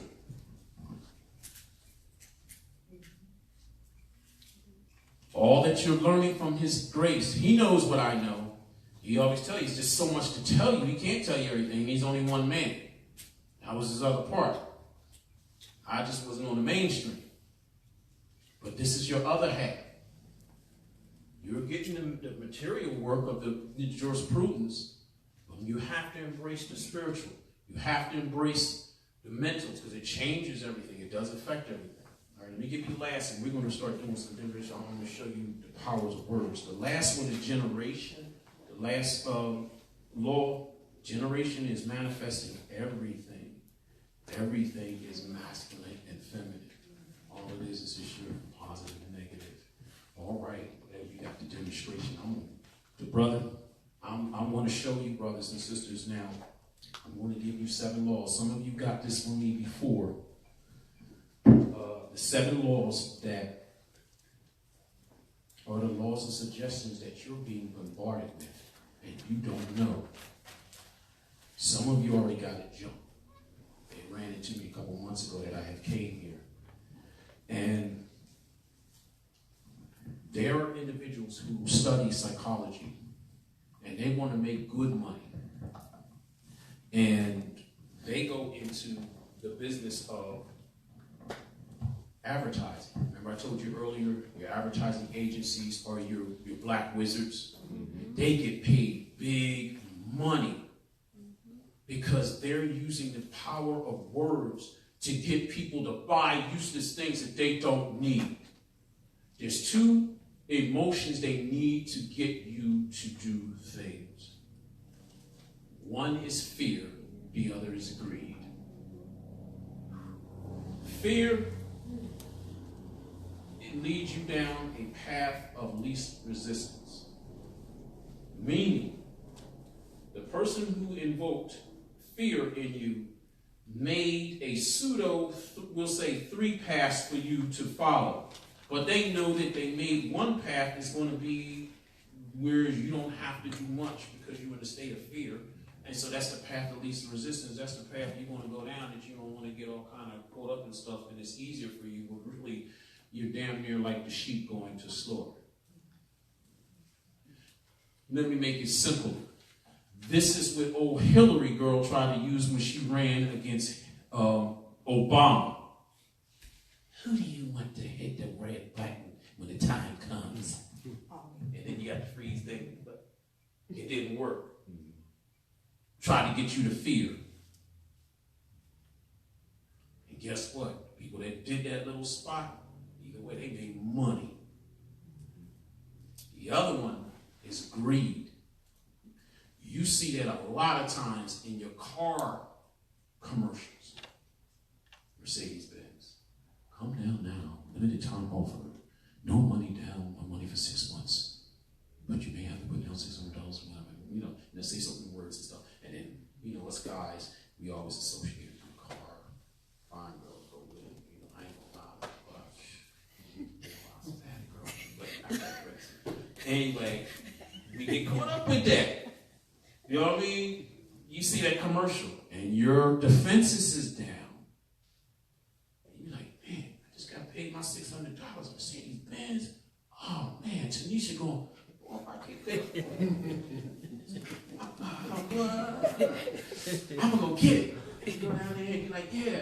So, nice day. Oh, this is what the car salesman do. In order to get somebody in a light state hypnosis, get them to say yes at least 5 times. It's easy. Just come up and think in your mind. This is where I say I give you the patterns. You just have to think it out and you just remember when you need it. You know it's a sunny day. Why? It's a sunny day, isn't it? You're going to have to say yes. But no, it's to you. Your subconscious mind already opened the gate. Now I got to say 4 more times. You have a lovely wife, don't you? Yes, man, I'm a lucky guy. Yes, you are, sir. You kick the tires over here. Just look at this over here, sir. Smooth thing. You want to ride around the corner? Sir, I bet you're a hardworking man, aren't you? Yes. Yeah. And then before you know it, you said the 5th one. I'm like, yeah, so sign this paper here. You can drive away to this car. You and your wife, y'all can go down there. I can pay you tickets just to go down Vegas. Get a room, you know what I mean? But buy this car before you know it. You're like, yeah, all right. Yeah. I just gave you the secret. 5 times. Just think of the patterns. I want to give you power words too. Words have power. Like for once, I told earlier, there's a phrase that is hypnotic. Once upon a time. All right. Words have power, and they do affect you. Brother, you don't mind if I use you again? I'm going to show you and demonstrate to you. And I'm also going to give you power chance. Stand, you know, stand over here. And look at me. Now, what I'm going to do, I'm going to ask you to look at me straight, and I'm just going to have like my hands are going to be like a magnet, and you're just going to fall forward. All right? I know I probably have to do this thing with the mic, but I'm going to put this down, and I'll just speak a little louder. All right. Put my hands down just listen to me and just look at me. All right? Just keep your eyes fixed on me. And when I remove my hand, you're going to just feel like a magnetic feeling that you want to fall forward. I'm not going to let you fall all the way over. I'll catch you. The key thing is you just focus on my words. You just feel like a magnetic feeling of just falling forward. When I let go, don't force it. Just, just relax. Just relax, but just hear me. And my hands will feel like it's a magnet. My whole body will feel like it's just pulling you forward, pulling you forward, pulling you forward, pulling. All right. Cool. The words you have affected. If you did not see that, I'll turn another way. All right. Go this way. Now again, I'm going to speak a little louder. Again, this demonstration is to show you words do have an effect. Your words do have an effect. I'm just going to give you the tools. You already have it now. I just told you. I'm giving you the red pill. You took the red pill when you came in the house. He said y'all working together. That was a joke. Yes, I know we're working together. It's just lying. See, all right. Now again, what I'm going to do is stand behind you, and you're going to hear my words. Obviously, you ain't going to see me. You can close your eyes if you want to or not, and you're just going to feel a magnetic feeling falling backwards. Don't try to push or what have you. Just listen to my words, and you just feel that energy. Remember, you went through the 7 laws of vibration. What did I say? Everything vibrates, right? Yeah. Now again, you just hear my words, and when I let go, you will feel as if you are being pulled back by a magnet. Don't try to force it, just listen to my words. I'm feeling, my hands are feeling like a magnet. You feel like a magnet, you're just going to fall backwards, fall backwards, fall backwards, fall backwards. Thank you so much for doing that. Very great, all right. Again, you have this power within you. Please write this down. I'm giving you power chants. It's going to build your energy up. All right? You heard me say when I did the demonstration of the circle thing. Omene, padme, I should use this to help explain. I need to do the teacher thing. All right.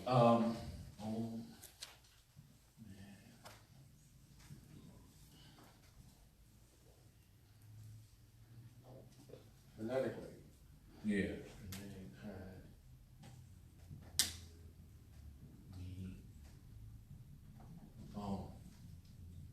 This chant here lines with the Creator. It's Om Mane Pad Me You're going to say it 7 times, pause, 7 times, pause, 9 times. Here is the ritual that we do. And I just showed you how sound or voice can affect. All right? And that was on a lower demonstration. But this is the ritual that we do. You always face east. Remember, you always hear people talk about, oh, the sun, they worshiping the sun. It's not worshiping the sun.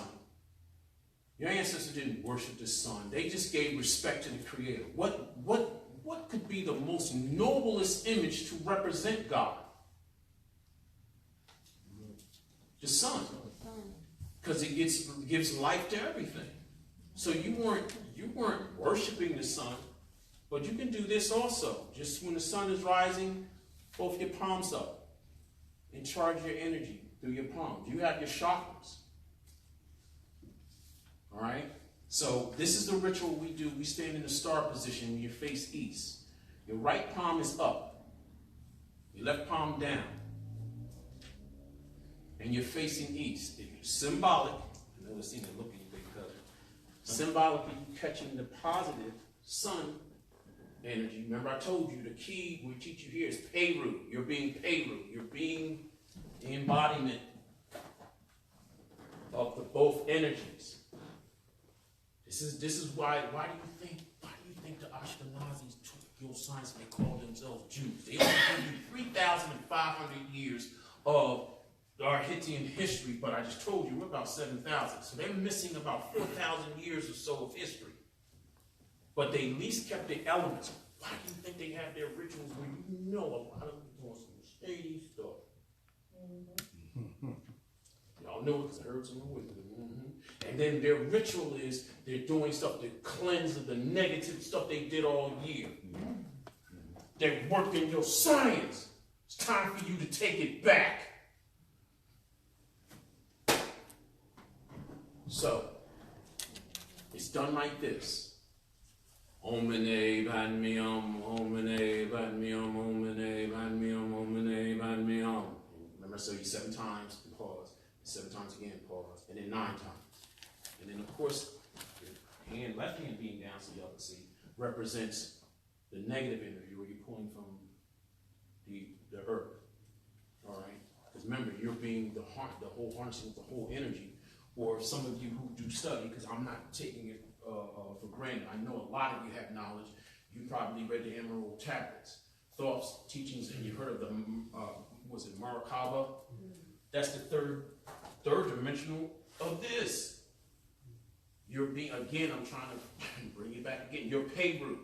You're harnessing that energy. This is what a God is. A God doesn't prefer, doesn't dislike or like.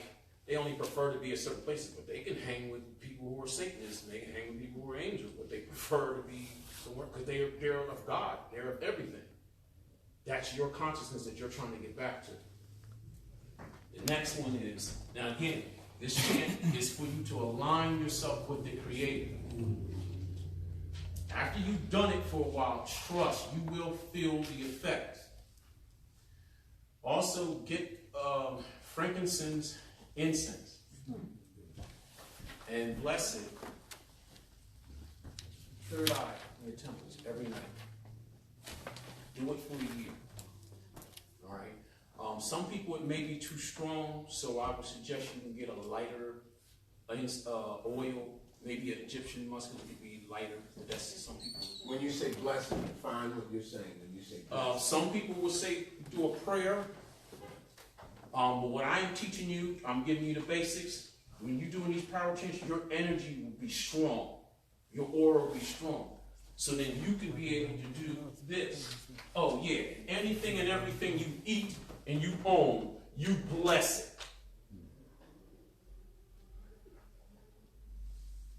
So, and that's a great question you ask. So, you know, hey, just sit in your hands and maybe even just think of it as positive. Matter of fact, since you said that, I'm going to give you something that they kept sacred in India, and they use this to heal people.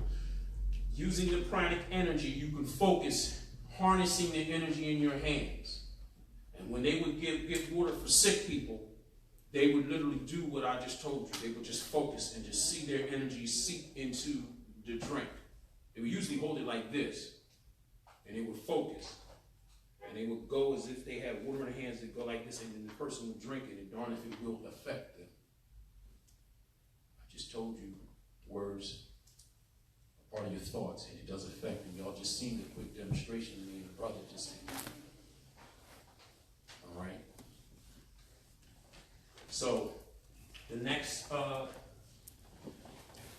chant. This is to align your cosmic energy.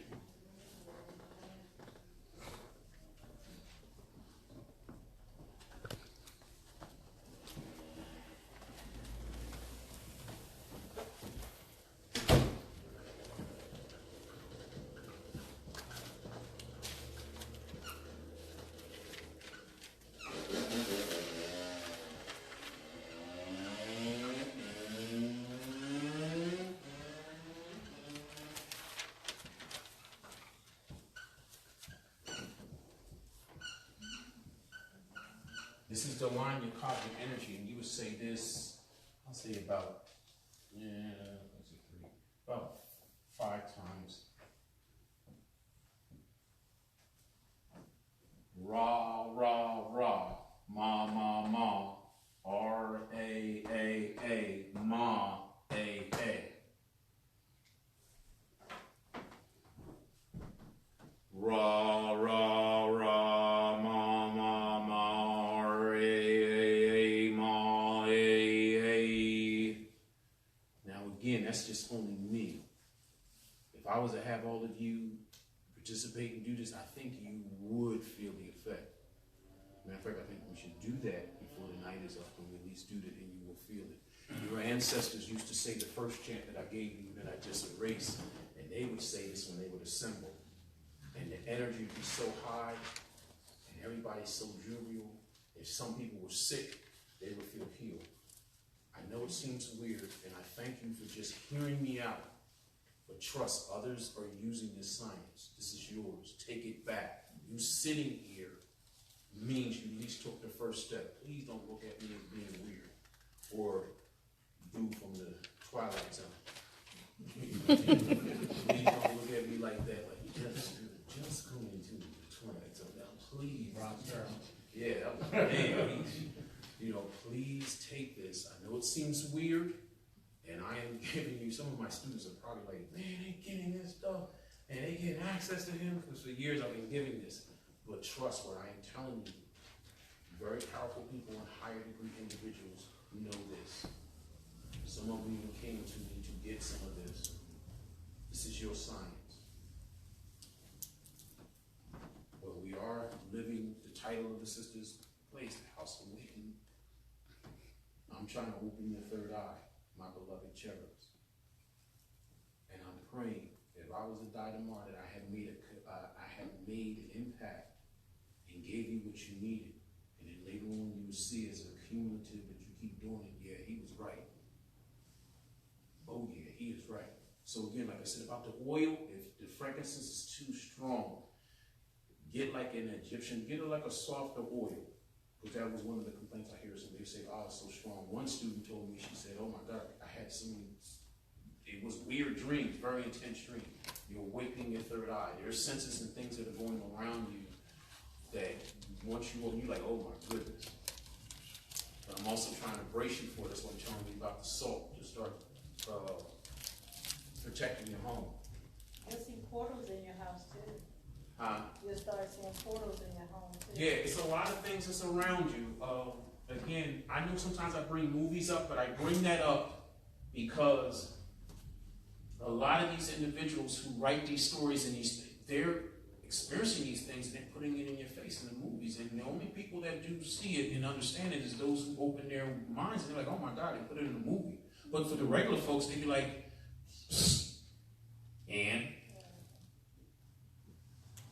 the only way they understand is like, wow, all right, man. Like, for instance, I'll never forget 20 years ago, a Robin Williams movie, what was it? What dreams may come. Thank you, I couldn't remember that. The persons that obviously wrote that obviously talked to people and communed with people who actually went to the other side.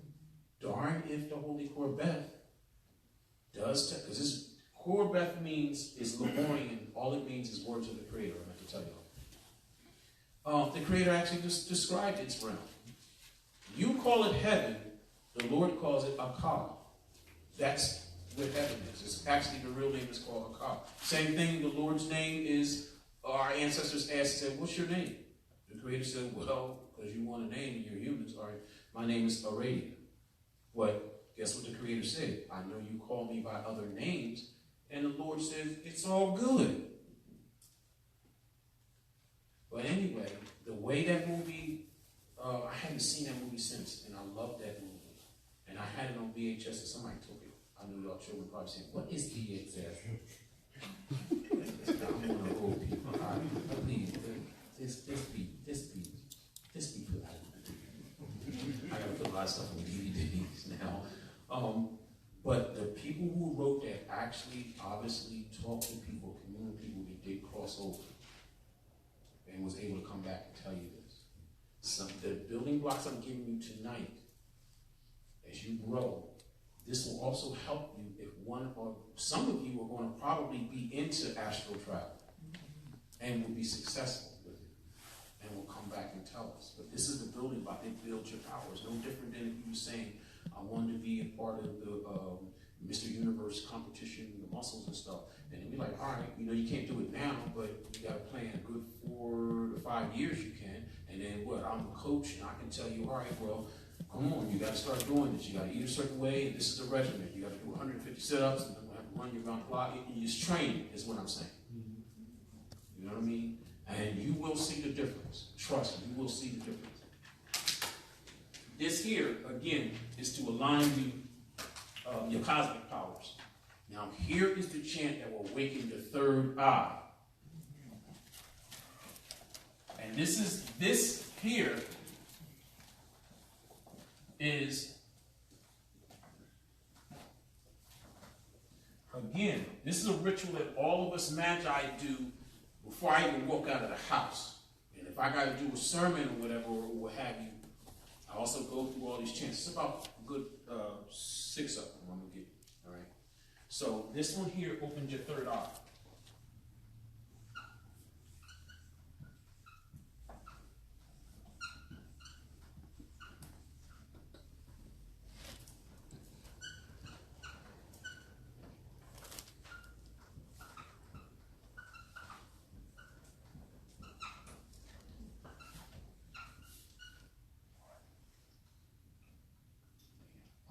Do a 5. What the heck is wrong? This is so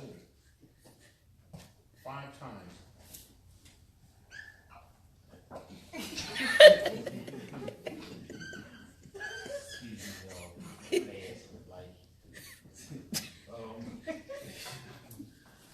All right, this chant here, because remember what the words I'm giving you is affecting your body.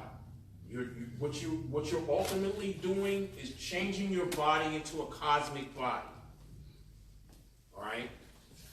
You do this chant, you're focusing here, and as time goes on, you will feel the pressure. Plus what I just told you, the other ritual of you getting an oil and you rubbing it on your temple and your third eye every night before you go to bed. You will see a difference. Heck, you might do like my new student from New York just hit me up and say, yo, I had this wild dream, this dark spirit. I'm like, oh, shoot. So anyway, I don't want to tell that person stuff, but, but like the sister was saying, when you open your third, you'd be surprised at stuff that's around you.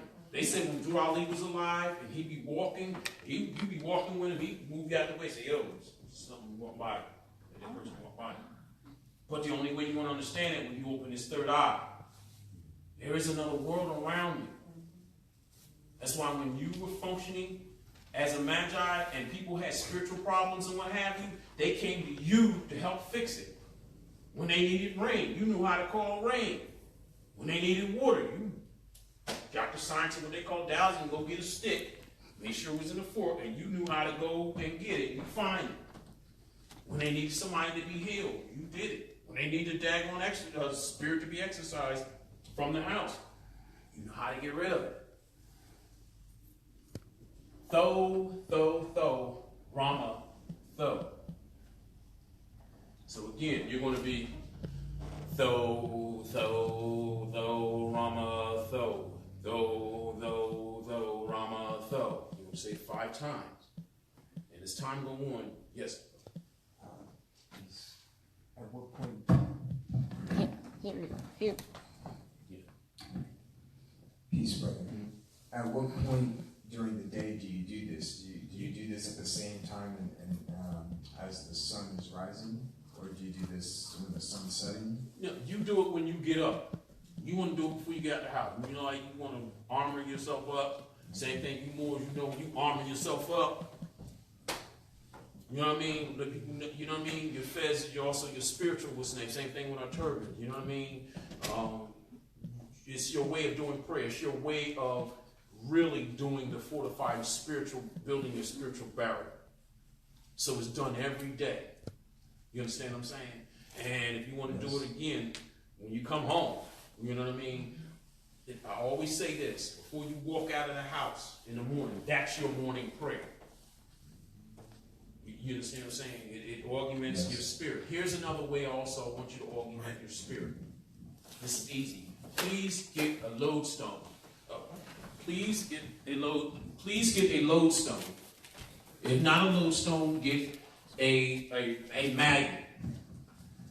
Because also what this does, when I get done with the other ones, and you do all these chants, this augments your charisma. your personal magnetism energy. Some may know what I'm saying and some don't. Yes, Dr. Nailah? No, I was agreeing. You know what I mean? So, get a lodestone or a magnet. You want to rub it in your hands.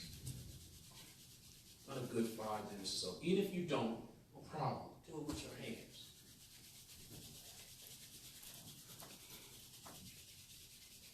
It's best to do this after you probably got washed and everything, but you put your clothes on. And then you want to rub your body as though like you put lotion on. Matter of fact, after you do that, yeah, go ahead and do that. If you just got washed and everything, you want to put your lotion on, you got your lotion on, and what this is doing is helping to augment your aura energy. You do what I just said, trust. Within the first week, you will feel the difference. You will feel the difference. Yes, It's Father Hannibal, are you saying to rub the lodestone? Because the lodestones I have sort of a like shavings that kind of attract. So you're not, yeah. I have lodestone and then it has attracting particles. So you're not talking about that kind of rubbing. Well, you can get the particles off of it because all it is. Because they magnetize to it. Yeah, they came yeah, with I know. it. That's what I say. So you can just get that off of it. But if not, that's why I said you just get a magnet. But even if you can't get that, it's all good. Just you rub your hands together now. Matter of fact, everybody do that now. Just rub your hands together now. Just rub. We'll just do it for a little bit. And you'll feel your hands get warm. All right? You do it for a little bit. Now, go ahead and just rub your body. And you can do it from head to toe. Make that your ritual. Make it like you're putting your lotion on. Make it your ritual every day. What this does, again, it augments your personal power, your personal magnetism. To make it simple, those honeys who are hot will make you hotter. And some of them guys who know you're Mr. Romeo will make you even more. You know how they say some people are, they just mad sexy, like, you know, this adds to it. You know what I'm saying? So I knew I'd finally get you. Yeah, you know what I'm saying? It augments your personal power. And again, like I said, I some may know, you know, may pull some stuff up on YouTube. They know me as Grandmaster Priest. Well, since, you know, I used to do hip hop dance. I was a teacher. I was one of the old cats from one day that I could still get down. And a lot of stuff the babies didn't see. But anyway, I would do some of the rituals that I'm telling you. So when I would go certain places, I would get almost like the Michael Jackson treatment now, because there's some of my colleagues who made it into hip hop movies back when we were young, and they get paid making appearances here and there, and I would go to different events, and everybody's crowding around, getting their autographs and talking and getting them to dance and stuff. Soon they see me walk up in the house, yo, that's Grandmaster Priest, and then they see their celebrity lead them to come over to greet me, and then those who would see, like, who's he? And then those like, you ain't never seen Priest dance? Oh my gosh, you know. They loved one of my moves called The Matrix, and I would do a 360 wall move, and I would do it to the movement of the song, and it would just blow their mind. But it would make me laugh because of some of the secrets I am giving you all. I knew it kind of added to the star quality, if you will. So, but yeah, like I said, that's what it does. The power chance I'm giving you, that augments your oxa power. Your oxa power is your own God power. That's what the Creator called it. The Creator said, I've given you a piece of me in all of you. It's just a matter of you unfolding it. Oxa power is AXA. All that is your God power. I'm just helping you to help bring it out. All right? So, again, I'm going to throw this is open your third eye. Trust. You'll know when you wake it up. It's going to be funny. I shouldn't tell you, but I'll tell you. When you wake it up, this is how you're going to find out. You're going to be talking to somebody. You're going to be like, hey, yeah, so I was summer. I was this past summer for you. Me? Yeah. You know my baby cousin going, me? Yeah, it was good. Yeah. So, what you eat for lunch? You just stay talking, and it's going to feel like a spider web or something crawling on you. I should have told you. I should let y'all, but I love to see people grow. But I want y'all to get this because, again, others hold these things. Seems simple the way I'm giving it to you, but people hold these sciences close to the vest. For real, for real. For real, for real. Like I told you earlier, preachers and all, they pay big money to get these basic sciences. I'm going to go into the 7 laws.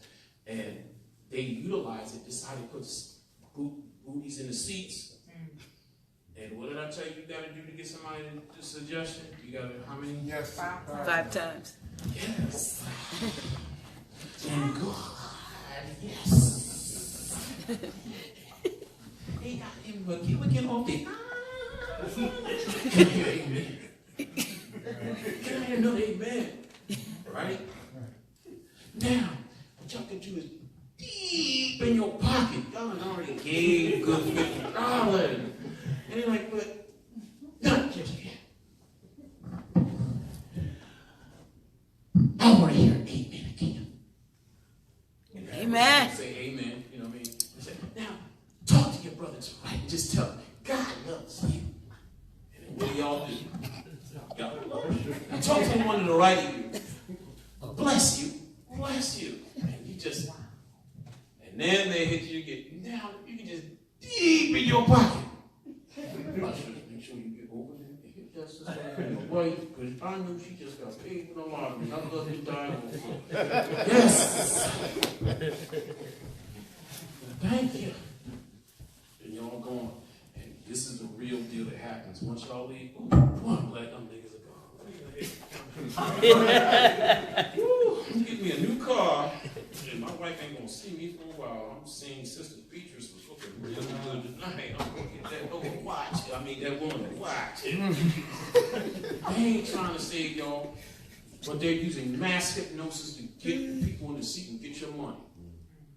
And then on top of that, they're living off of your Moorish birthright tax exemption. Didn't mean to make a funny thing out of it, but I want y'all to understand. Other people are laughing at you. All right, so Tho, Rama, Tho opens your 3rd eye. And as you do this in time, you will feel the energies in just certain parts of your body. Remember the Omene Padme that lines you up with the Creator. All right? And then Ra, Ra, Ra, Ma, Ma, Ma. That's the cosmic force energy you're absorbing. This one here, again, is awakening your 3rd eye. Now the next one, all it is basically just Ram. This is to augment your cosmic force. And you can say this about 5 times. And this chant can also be used or said even more.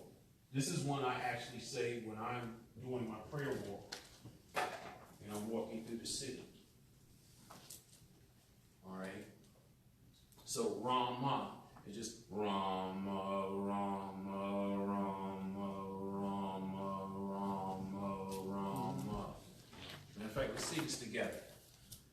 I want you to start to feel this energy. And let us put some energy behind this. And you'll let me know. If it doesn't, all right, just say, hey, man, you didn't impress me, pretty, so shut up. But if you did, just say, hey, all right, I felt it. All right, we all say it together. Rama, Rama, Rama, Rama, Rama. Now, all right, I'm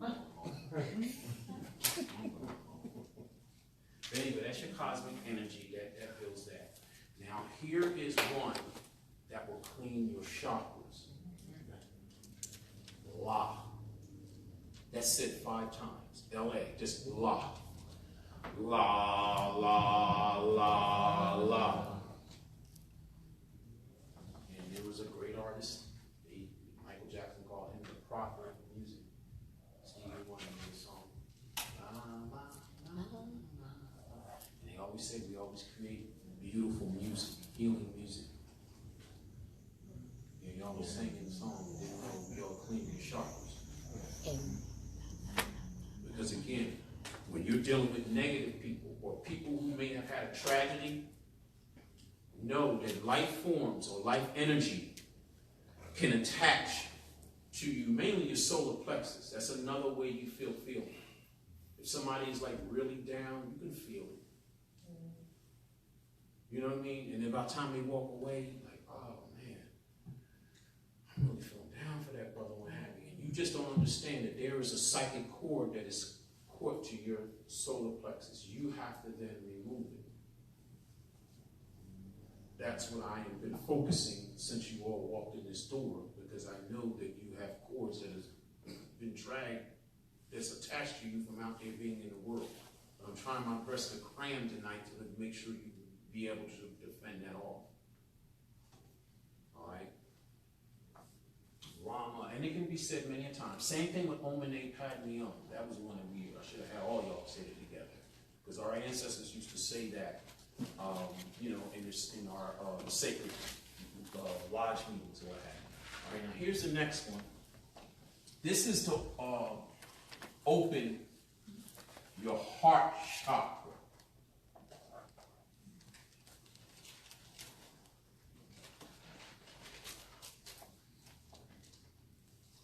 It kind of sounds like M, but it's M, M, M, M, M. And that's focused basically in your heart chakra. Because remember, that is, and I can see you're a well-seasoned Moor. So I'm pretty sure you can tell me stories on how you done went to certain places and Moors don't feel like they got the love. You know what I mean? Make you feel like Raleigh from Boondocks. Like, that's the love. Well, this here, this chant helps you to augment your heart chakra. Augmenting that is also developing that brotherly love, sisterly affection among us, which we are not functioning. Remember, Raleigh gave you your 5 principles of love, truth, peace, freedom, and justice. And that's the thing that ticks me off with some of these wars. It's like you're having battles with other Moors that, you know, are doing good, and yet you claiming you're fighting for good, but you got a problem with it. You're not a real conscious Moor because you're not even working off your first principle, which is love. And any parent can tell you, you know, love can come in different ways. You want to always give affection, but then also when your child is wayward, don't you also have to discipline them? And that's love too. And the children don't understand it until they get older. When you're about to beat their tail, you say, this is going to hurt me more than hurt you. And yeah. Someone asked a question, are all chants done facing the east? Yes, facing the east. If you can, it's great. It's facing the sun, but always face east. Your science is in your face. Look at your coins. Look at your quarter, your dime, your nickel. The faces are facing this way. Look at your pen. That face is facing this way. And it was funny, because us Moors laughed when they had, I think it wasn't the Dead Presidents, it was The Walking Dead or something with Joe Morton and Eddie Griffith and all. And they called themselves breaking the science down and said, yeah, man, they put the coins down and said, yeah. And even one of their own turned their back on one of their own. No, he didn't. Lincoln was a Moor. He was a Bill. And y'all say Muslims face east, but really it was Magi's face east. He's facing east. They're facing west. Science is in your face every day. Glad you said that real quick.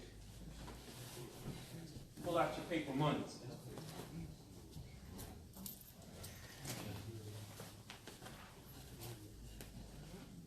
Pull out your paper monies. Your ones, your bigger bills, butter bills. But anyway. Remember I said you do, everything you do is spiritual. You got your 50s, your ones, your hundreds, and whatever. Get your bigger bills and go all the way down to your one.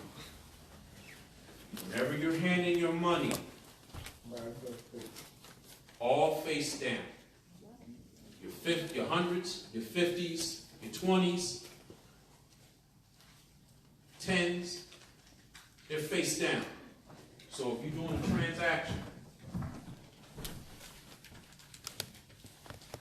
we're doing a transaction, and you bought something from me, you're handing me the money face down. Now, you got a 5. You got a 5. This is the only money that's handed face up.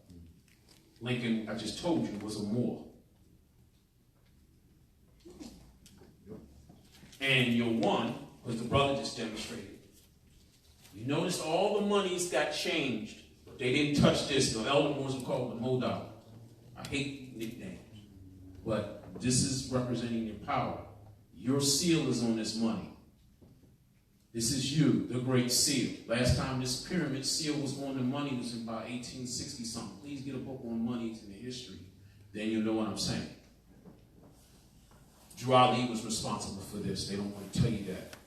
They wanted to put it on about a good $1,000 bill or so. Yeah, the bills used to go up higher. They just, within our lifetime, they lowered it down to just 100, so they want to control y'all.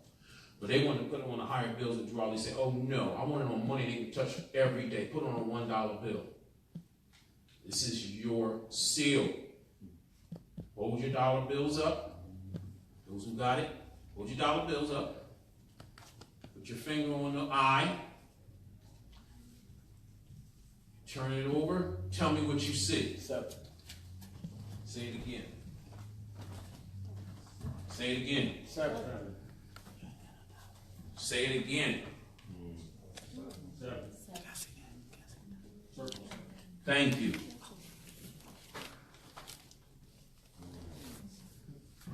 When you're handing money to Europeans, you give them with their seal. Remember, I tell you, I'm teaching, that's the gist of what I'm teaching you tonight. Everything you do is spiritual. You hand them money with this seal. If I'm dealing with you or more, I'm handing them with the pyramid seal. It's an energy, it's an intent behind it. We all experienced the having a little food cookouts at the temple or the church. And Dr. Nailah make a mighty great macaroni salad. Then we had Sister Ida. Nobody really liked her. She insisted on making it. They put hers right next to everybody else. Dr. Nailah's macaroni and cheese. And all of a sudden, everybody eating it. Everybody tore up Dr. Nailah's macaroni and cheese. But when they got Sister Ida's,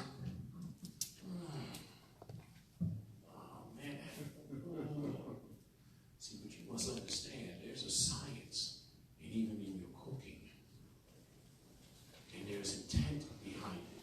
I'm telling you now, something in the realm of the elder sisters will teach the daughters. There's a science behind that. They don't just cook. And when they stir to the heart. And the sisters knew, and they learned from the mothers, to put love in the food.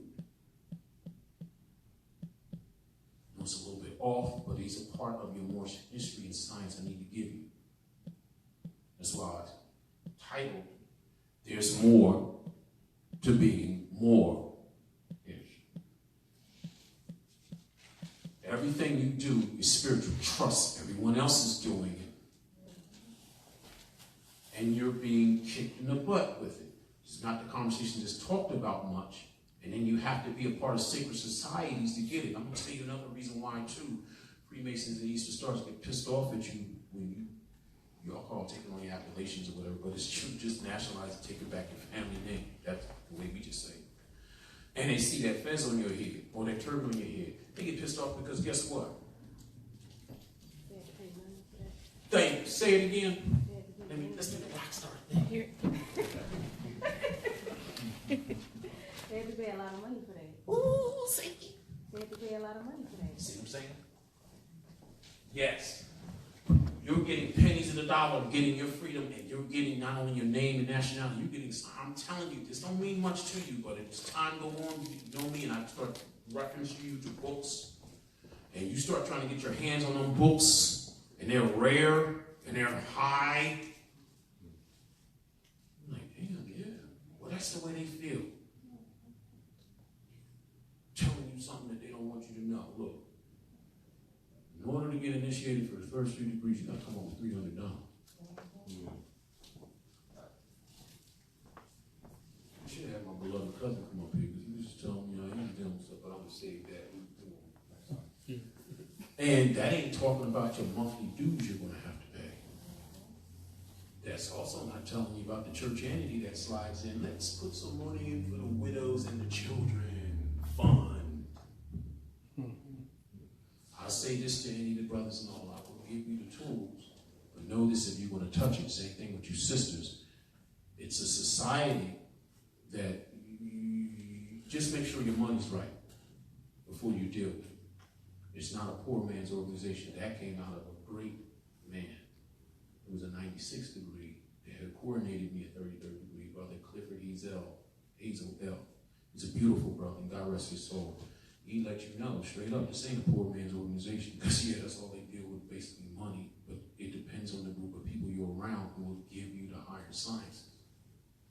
But yeah, they're pissed off because again, they're paying money. Now, let me keep going in general. Now you want to go up to the higher degree, so now you got to go into each house. There's only 2 that y'all basically aware of, which is the York and Scottish Rite, but there are other rites. They just didn't want y'all to know. But York Rite is basically Christian. Scottish Rite leads you generally to where you at. And going into the, let's say the 4th to 1 into 16 degree or whatever, that ritual may cost you $65. And then go to the other degree, up to the other, or be another 65. And by the time you get 32nd or so, then now they want to tap you to become a Shriner. Now it's another couple $100. And then when you're able to get to, and you can't want this degree, you got to be blessed upon you. And when you do, please get the book Deadly Deception by Jim Shaw. Deadly Deception by Jim Shaw. So you can hear this, so nobody can just say, we giving up all the deacons. What's up with him? I just don't really like him. I really don't, like chocolate, let Jim tell you. Jim went all the way from the 1st to 33rd degree in the book. He's going to tell you the ritual. And when they called him forth to become a 33rd, they just give you the summons and you go to D.C. He's right there. All right, I'm here to sign up, and we didn't know when they hit it on him, 5,000. Jim, now, because Europeans really, say it again, Jim Shaw. Now, because they're Europeans, he ain't had the money. But the way Freemasonry functions don't matter if you just met him, he's your brother. He's your brother. He had another brother say, no, I got you. Go ahead. So I'm telling you, this is the backup in detail what the beloved cherub had said. Yeah, that's the other reason you coming up there. Yeah, I'm sorry, because I'm more American too. Thing to the hit and stuff. They ain't got the fez on right, you just tilt it to the side, you know what I mean? Got the Timbs and stuff, then they got the hand, they hang it down and stuff, haircut. I'm sorry. Yeah, what you gonna do with it? I said, oh, master. Yeah, man, because you need to go ahead and go somewhere with this thing. And they're sitting there, all right. They throw the book at you, because they know what a real Moor is. But some of them, when they find that you're high in the knowledge, they come and be your friend because you can help them grow. And in some cases, some of them, you can help them grow into higher degrees. So yeah, humbleness is a great part of this path. Let me finish up. I said La was the next one. Now this one sounds like a funny sentence. This is dealing with your aura. This will expand your aura.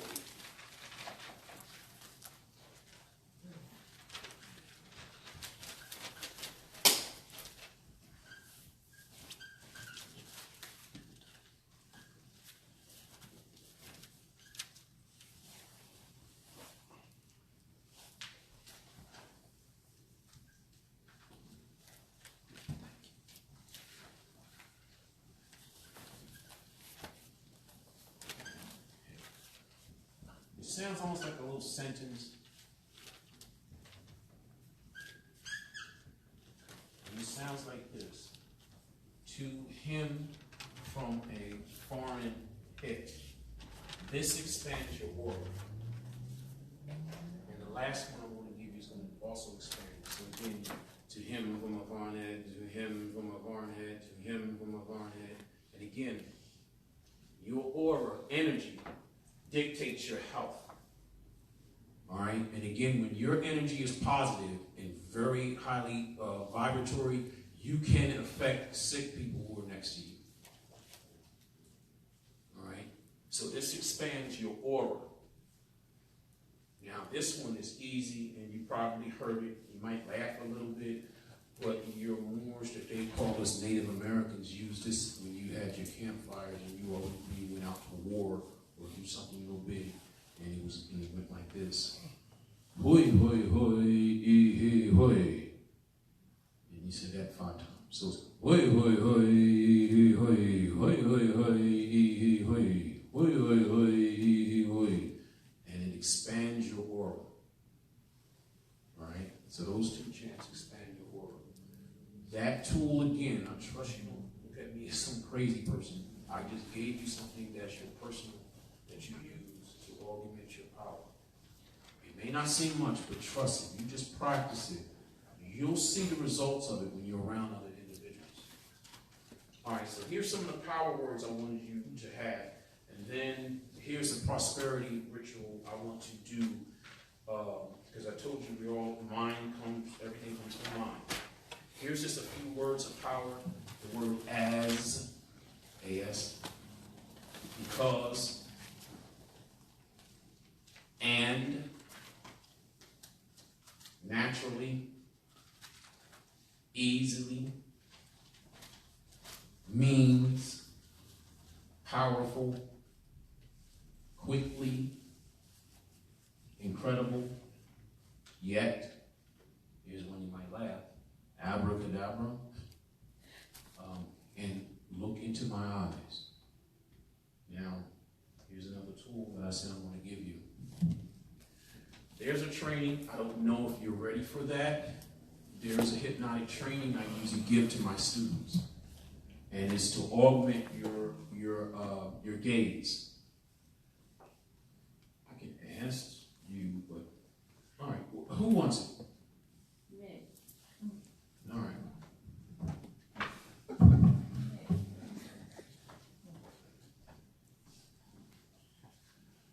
All right, you're going to have to write this phrase down. But I'm going to give you the instructions with the way it's done. It takes a month for the training, all right? Once you complete this training, no dogs won't be able to, a barking dog won't be able to look you in your eyes. And people that lie ain't going to be able to look you in your eyes. And you can easily get someone engrossed in your eyes. This is what the hypnotic gaze will do. I gotta look this video up, but there is a guy that was actually proved what other people say, oh, you can't do this with hypnosis, you can't just hypnotize somebody and get them to handle. Well, I got a video, I'm gonna pull it up and then I'm giving it to y'all and I trust you'll share it so you can see it. This man, 10 years ago, they caught him on Good Morning America. He was robbing people. All the people could remember is them saying, he said, look into my eyes. And they finally caught him on video. And all you can see is the girl at the till. He's got a cash register like this in the other part, and she's a cash register. All you see is her. And she didn't remember it. But this is the first time they were able to capture this guy on film. So I said, well, the person that was behind him had to be his partner, because there ain't no way I'm going to be in line and I'm going to see somebody say, look into my eye. And I'm going to see a person reach over to the till, and I'm behind him, and I got to get him to check out. So I was like, so he had to probably distract the other people. This other person who was with him. Let me show you the video. All right, so again, this is what the hypnotic gaze will do. It takes a month for this training. All right? You're going to, your first week, you're going to say this phrase that I'm going to give you 5 minutes straight, and you're going to not blink. You're going to need a mirror, and you're going to need a timer. And you're going to need a little something to mark between your third eye. Here is the secret. When you're looking at someone, and you ever heard that saying that they looked at me as if they were looking through me, the secret is I'm not looking at you. I'm looking at the seat behind you. Good morning. I see you waving, so you obviously feel the effects on my eye, but you're going to be able to do it, cousin. All right. So now, this is also the stare that people like Charles Manson, yeah, he just died too. Individuals who have that dark charisma get people to do stuff for them, giving you this secret. So now, you'll be saying this chant. I'm going to say it to you, and I'll take time for you to read it. But this is what you'll do. This is your ritual. You'll have a little personal mirror, and you'll mark a little dot on your third eye area. That's going to be the area you're going to stare at.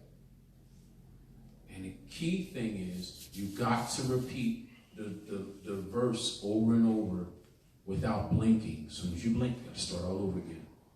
You're going to have to be able to stare 5 minutes without blinking your eyes.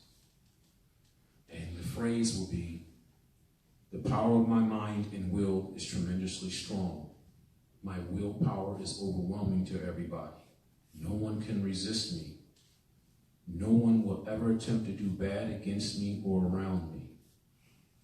I can instantly mesmerize and charm any person instantly.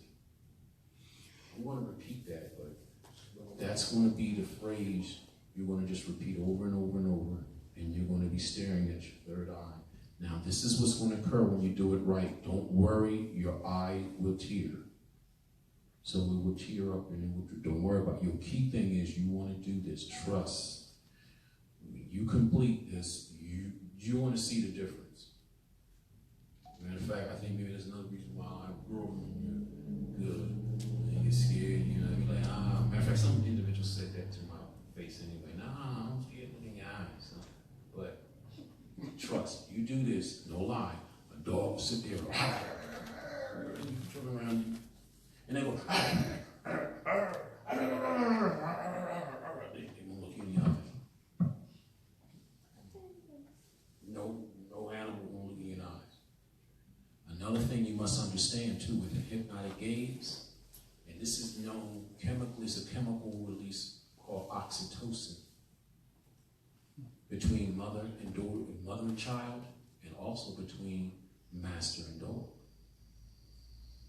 This is what occurs naturally through a hypnotic gaze. Now, when you get to the second week, now you have to stare 10 minutes straight. Still repeating the verse over and over. As soon as you blink, you have to start over again. The verse is again, the power of my mind and will is tremendously strong. My willpower is overwhelming to everybody. Nobody can resist me. Nobody will ever attempt to do bad against me or around me. I will repeat it. I will repeat it. Because I can instantly mesmerize and can instantly charm and instantly hypnotize everybody. I'm going to repeat it again. The power of my mind and will are tremendously strong. My willpower is overwhelming to everybody. Nobody can resist me. Nobody will ever attempt to do bad against me or around me. Because I can instantly mesmerize, I can instantly charm, and I can instantly hypnotize everybody. And when you complete the second week, the third week, now you must stare at that dot without blinking for 15 minutes. Once you complete the third week, when you get to the fourth week, which is going to be your completion of your month, you're now having to stare 20 minutes straight without blinking. I'm going to say something to you that a lot of people don't know.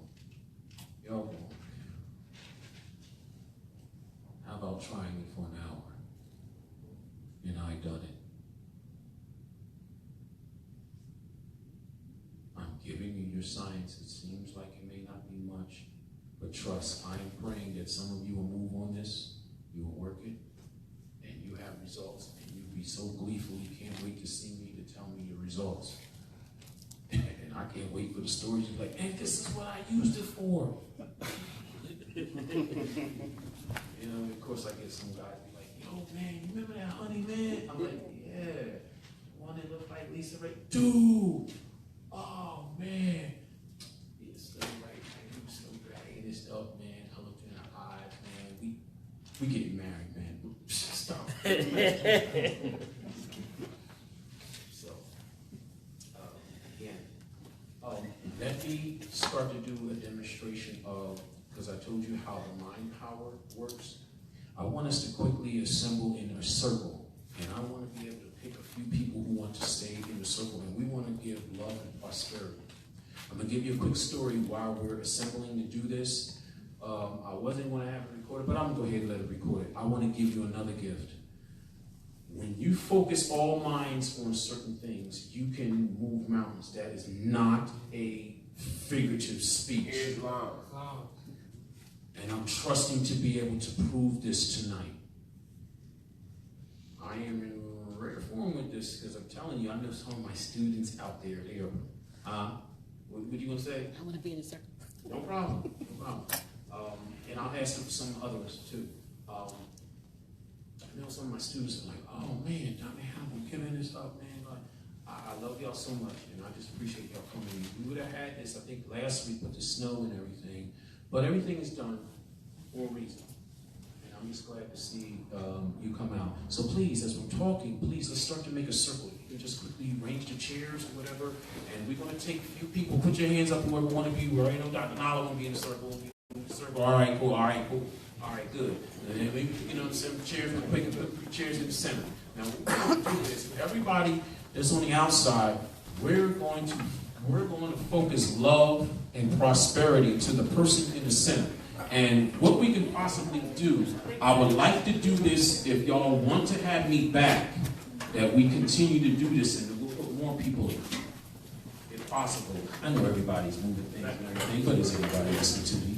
No, they're not listening to the man out there. So I'll just sit here and just watch everybody assemble the chairs. Yes. All right. Yes, everybody just starting. All right. Everybody just say, all right, you know what, let me just say here.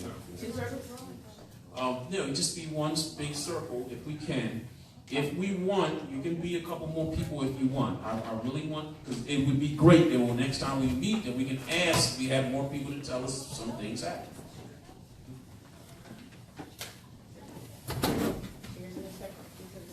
Now,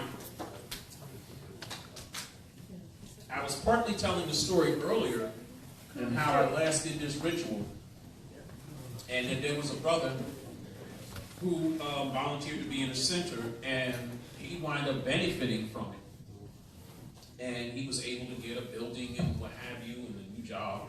And it was funny because when he sat in the center, we're going to make a good, better circle here. Yeah, because this is bad. I don't know about y'all geometry and stuff, you know what I mean? Y'all just like really bad. It's just really bad, you know. Yeah, come on here. Spread it out. Make a circle, y'all. Don't have to come in tight. Just make a circle if you can. You know what I mean? Have some love. I ain't feel some love here, people. Yeah, you know. You got to bring in a couple more right there. Yeah, come on, babies. Come on, cherubs. Come on up there. Yeah, move the chair. There we go. There we go. All right. And when I explained it to the gentleman, we did this at Roundtable back in 2002. And the gentleman wound up getting a decent job and getting a building. And it was funny because we had one gentleman that was coming from here, this state, and he came all the way up, and we didn't know him. And he was a carpenter. And he said, everybody was like, wow, you know, that really happened to you, brother? Yeah. He said, you know how they do things in church, you know,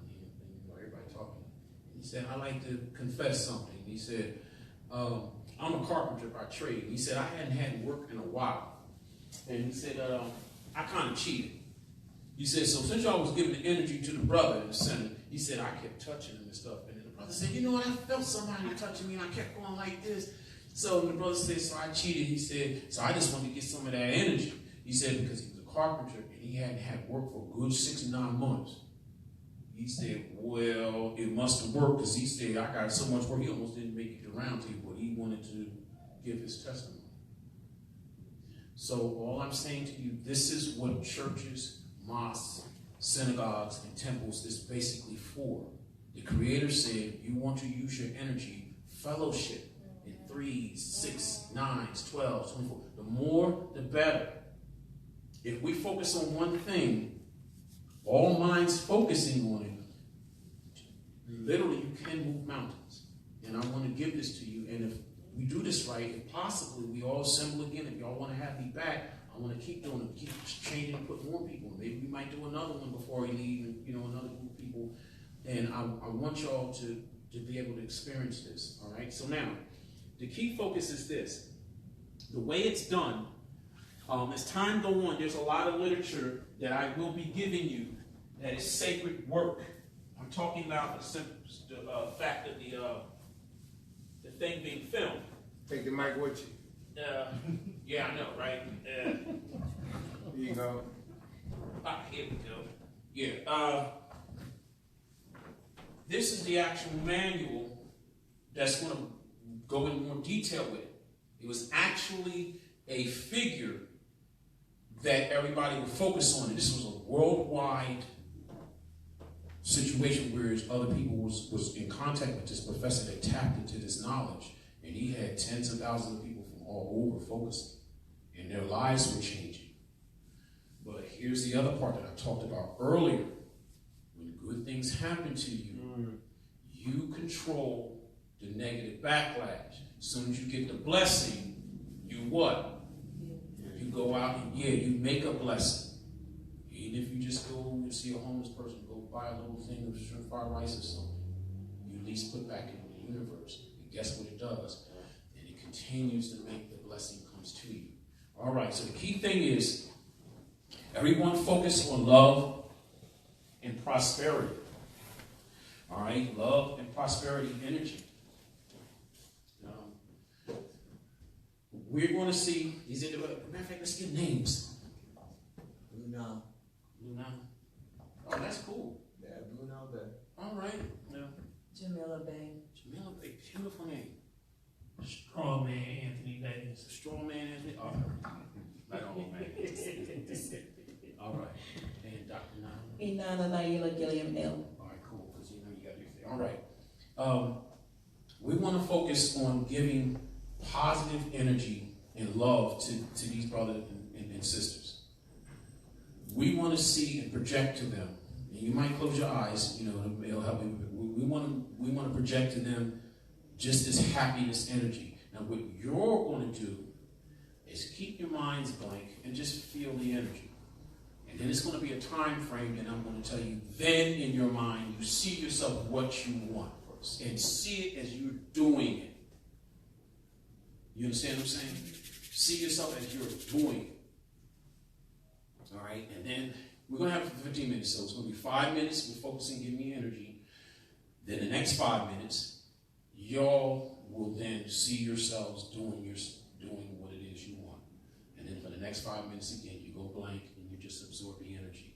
So everyone, focus on prosperity and love. You can close your eyes to minimize the sensory energy and just relax and focus on the 4 brothers and sisters is here in the center. And just see them with love and prosperity. Love and prosperity.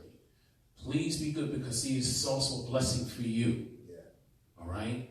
Because when you give love, trust the universe brings it back to you. And I know you young cherubs, you're participating in this, guess what? It's going to come to you because your karma is more clearer than ours. You don't have bad sin like we do. So, just focus. Positivity of love and prosperity. just keep your minds blank. Just absorb the energy. Just absorb the energy. And just focus on just keeping the blank mind. You all just focus. And if you want to give a color, color to the energy of love is actually pink. If you want to see it flowing from your third mind, your third eye, to the brother and sister, it's pink. Just continue to see that. Focus. We just see them being happy. No matter whatever it is, we just see them being happy. Again, the science is being used when you do go into the house of the Lord, whether it's church, mosque, or synagogue. This is really what fellowshipping is. The reverends, rabbis, they're using your energy for their own personal goal. But now you're taking that power back. Just focus. Love. Just being seen and being bombarded with love and prosperity. Love and prosperity. Love and prosperity. Love and prosperity.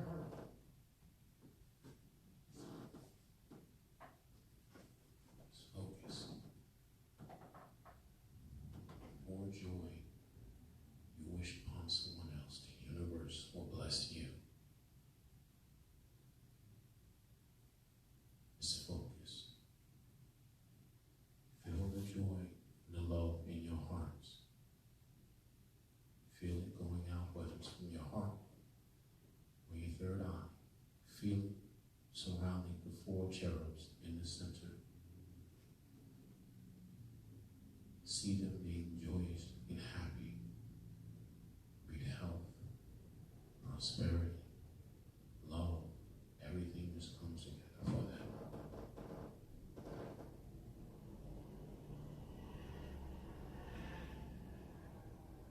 Feel that love from your hearts. Remember, when you give love, love comes back to you. God is love. You are part of God, and you are love. Everyone is an extension of you.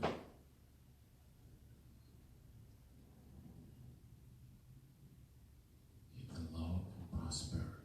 Just see it. See it surrounding the pink energy of love. We don't know whatever is going wrong in their life. We don't know. All we know is we have the power now, the unison of all of us, to dispel that. And it doesn't exist. It's an illusion. It's being dispelled. It doesn't exist. Their life is now being replaced with positivity, which is love and prosperity. They're being happy. This is their old saying, I want for my brother what I want for myself. Love and prosperity. Love and prosperity.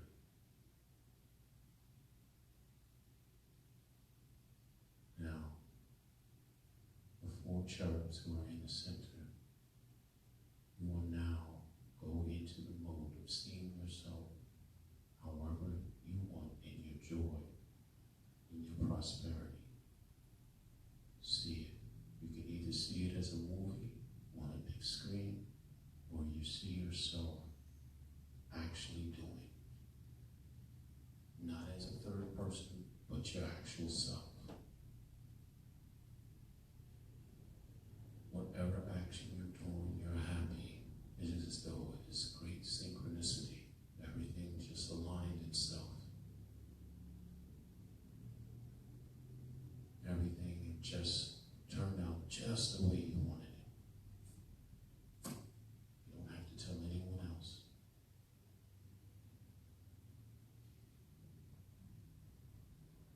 It's your joy, your blessing. You have absorbed that energy and you still feel it being sent to you. Now you're directing it to making all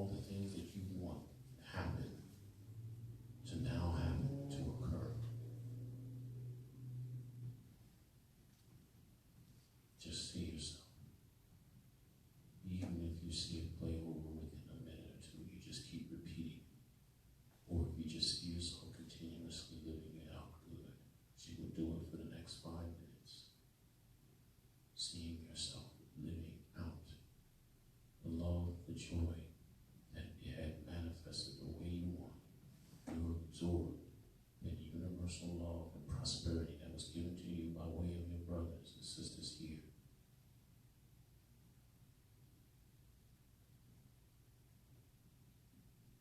See it. Feel it. Feel that joy. Feel that joy of you getting what you really want. Go ahead if you want to smile. Have a smile on your face. Feel it. Feel that joy. Feel it. Feel that love. Feel that happiness that you were trying to achieve. Because the mind makes everything. Remember, the mind, your focus, determines your reality. This is a time for you now to mold your own reality. This moment in time.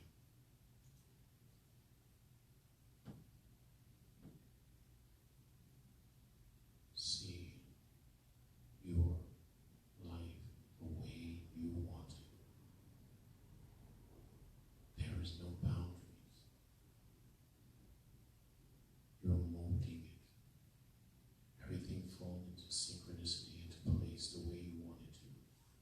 It's no different than someone that just gave you your own personal genie and you asked for your 3 wishes and there was no backlash. You got exactly what you wanted and it all turned out right. This is your opportunity. Another way to look at it. It's like the Matrix. And you have the master code to change anything and all things that you want. And love translates into friends, the projects you wanted to do, going back to school to get the degrees, opening that business, having the money, the capital to do it, getting a new car, traveling, whatever it is, this is it.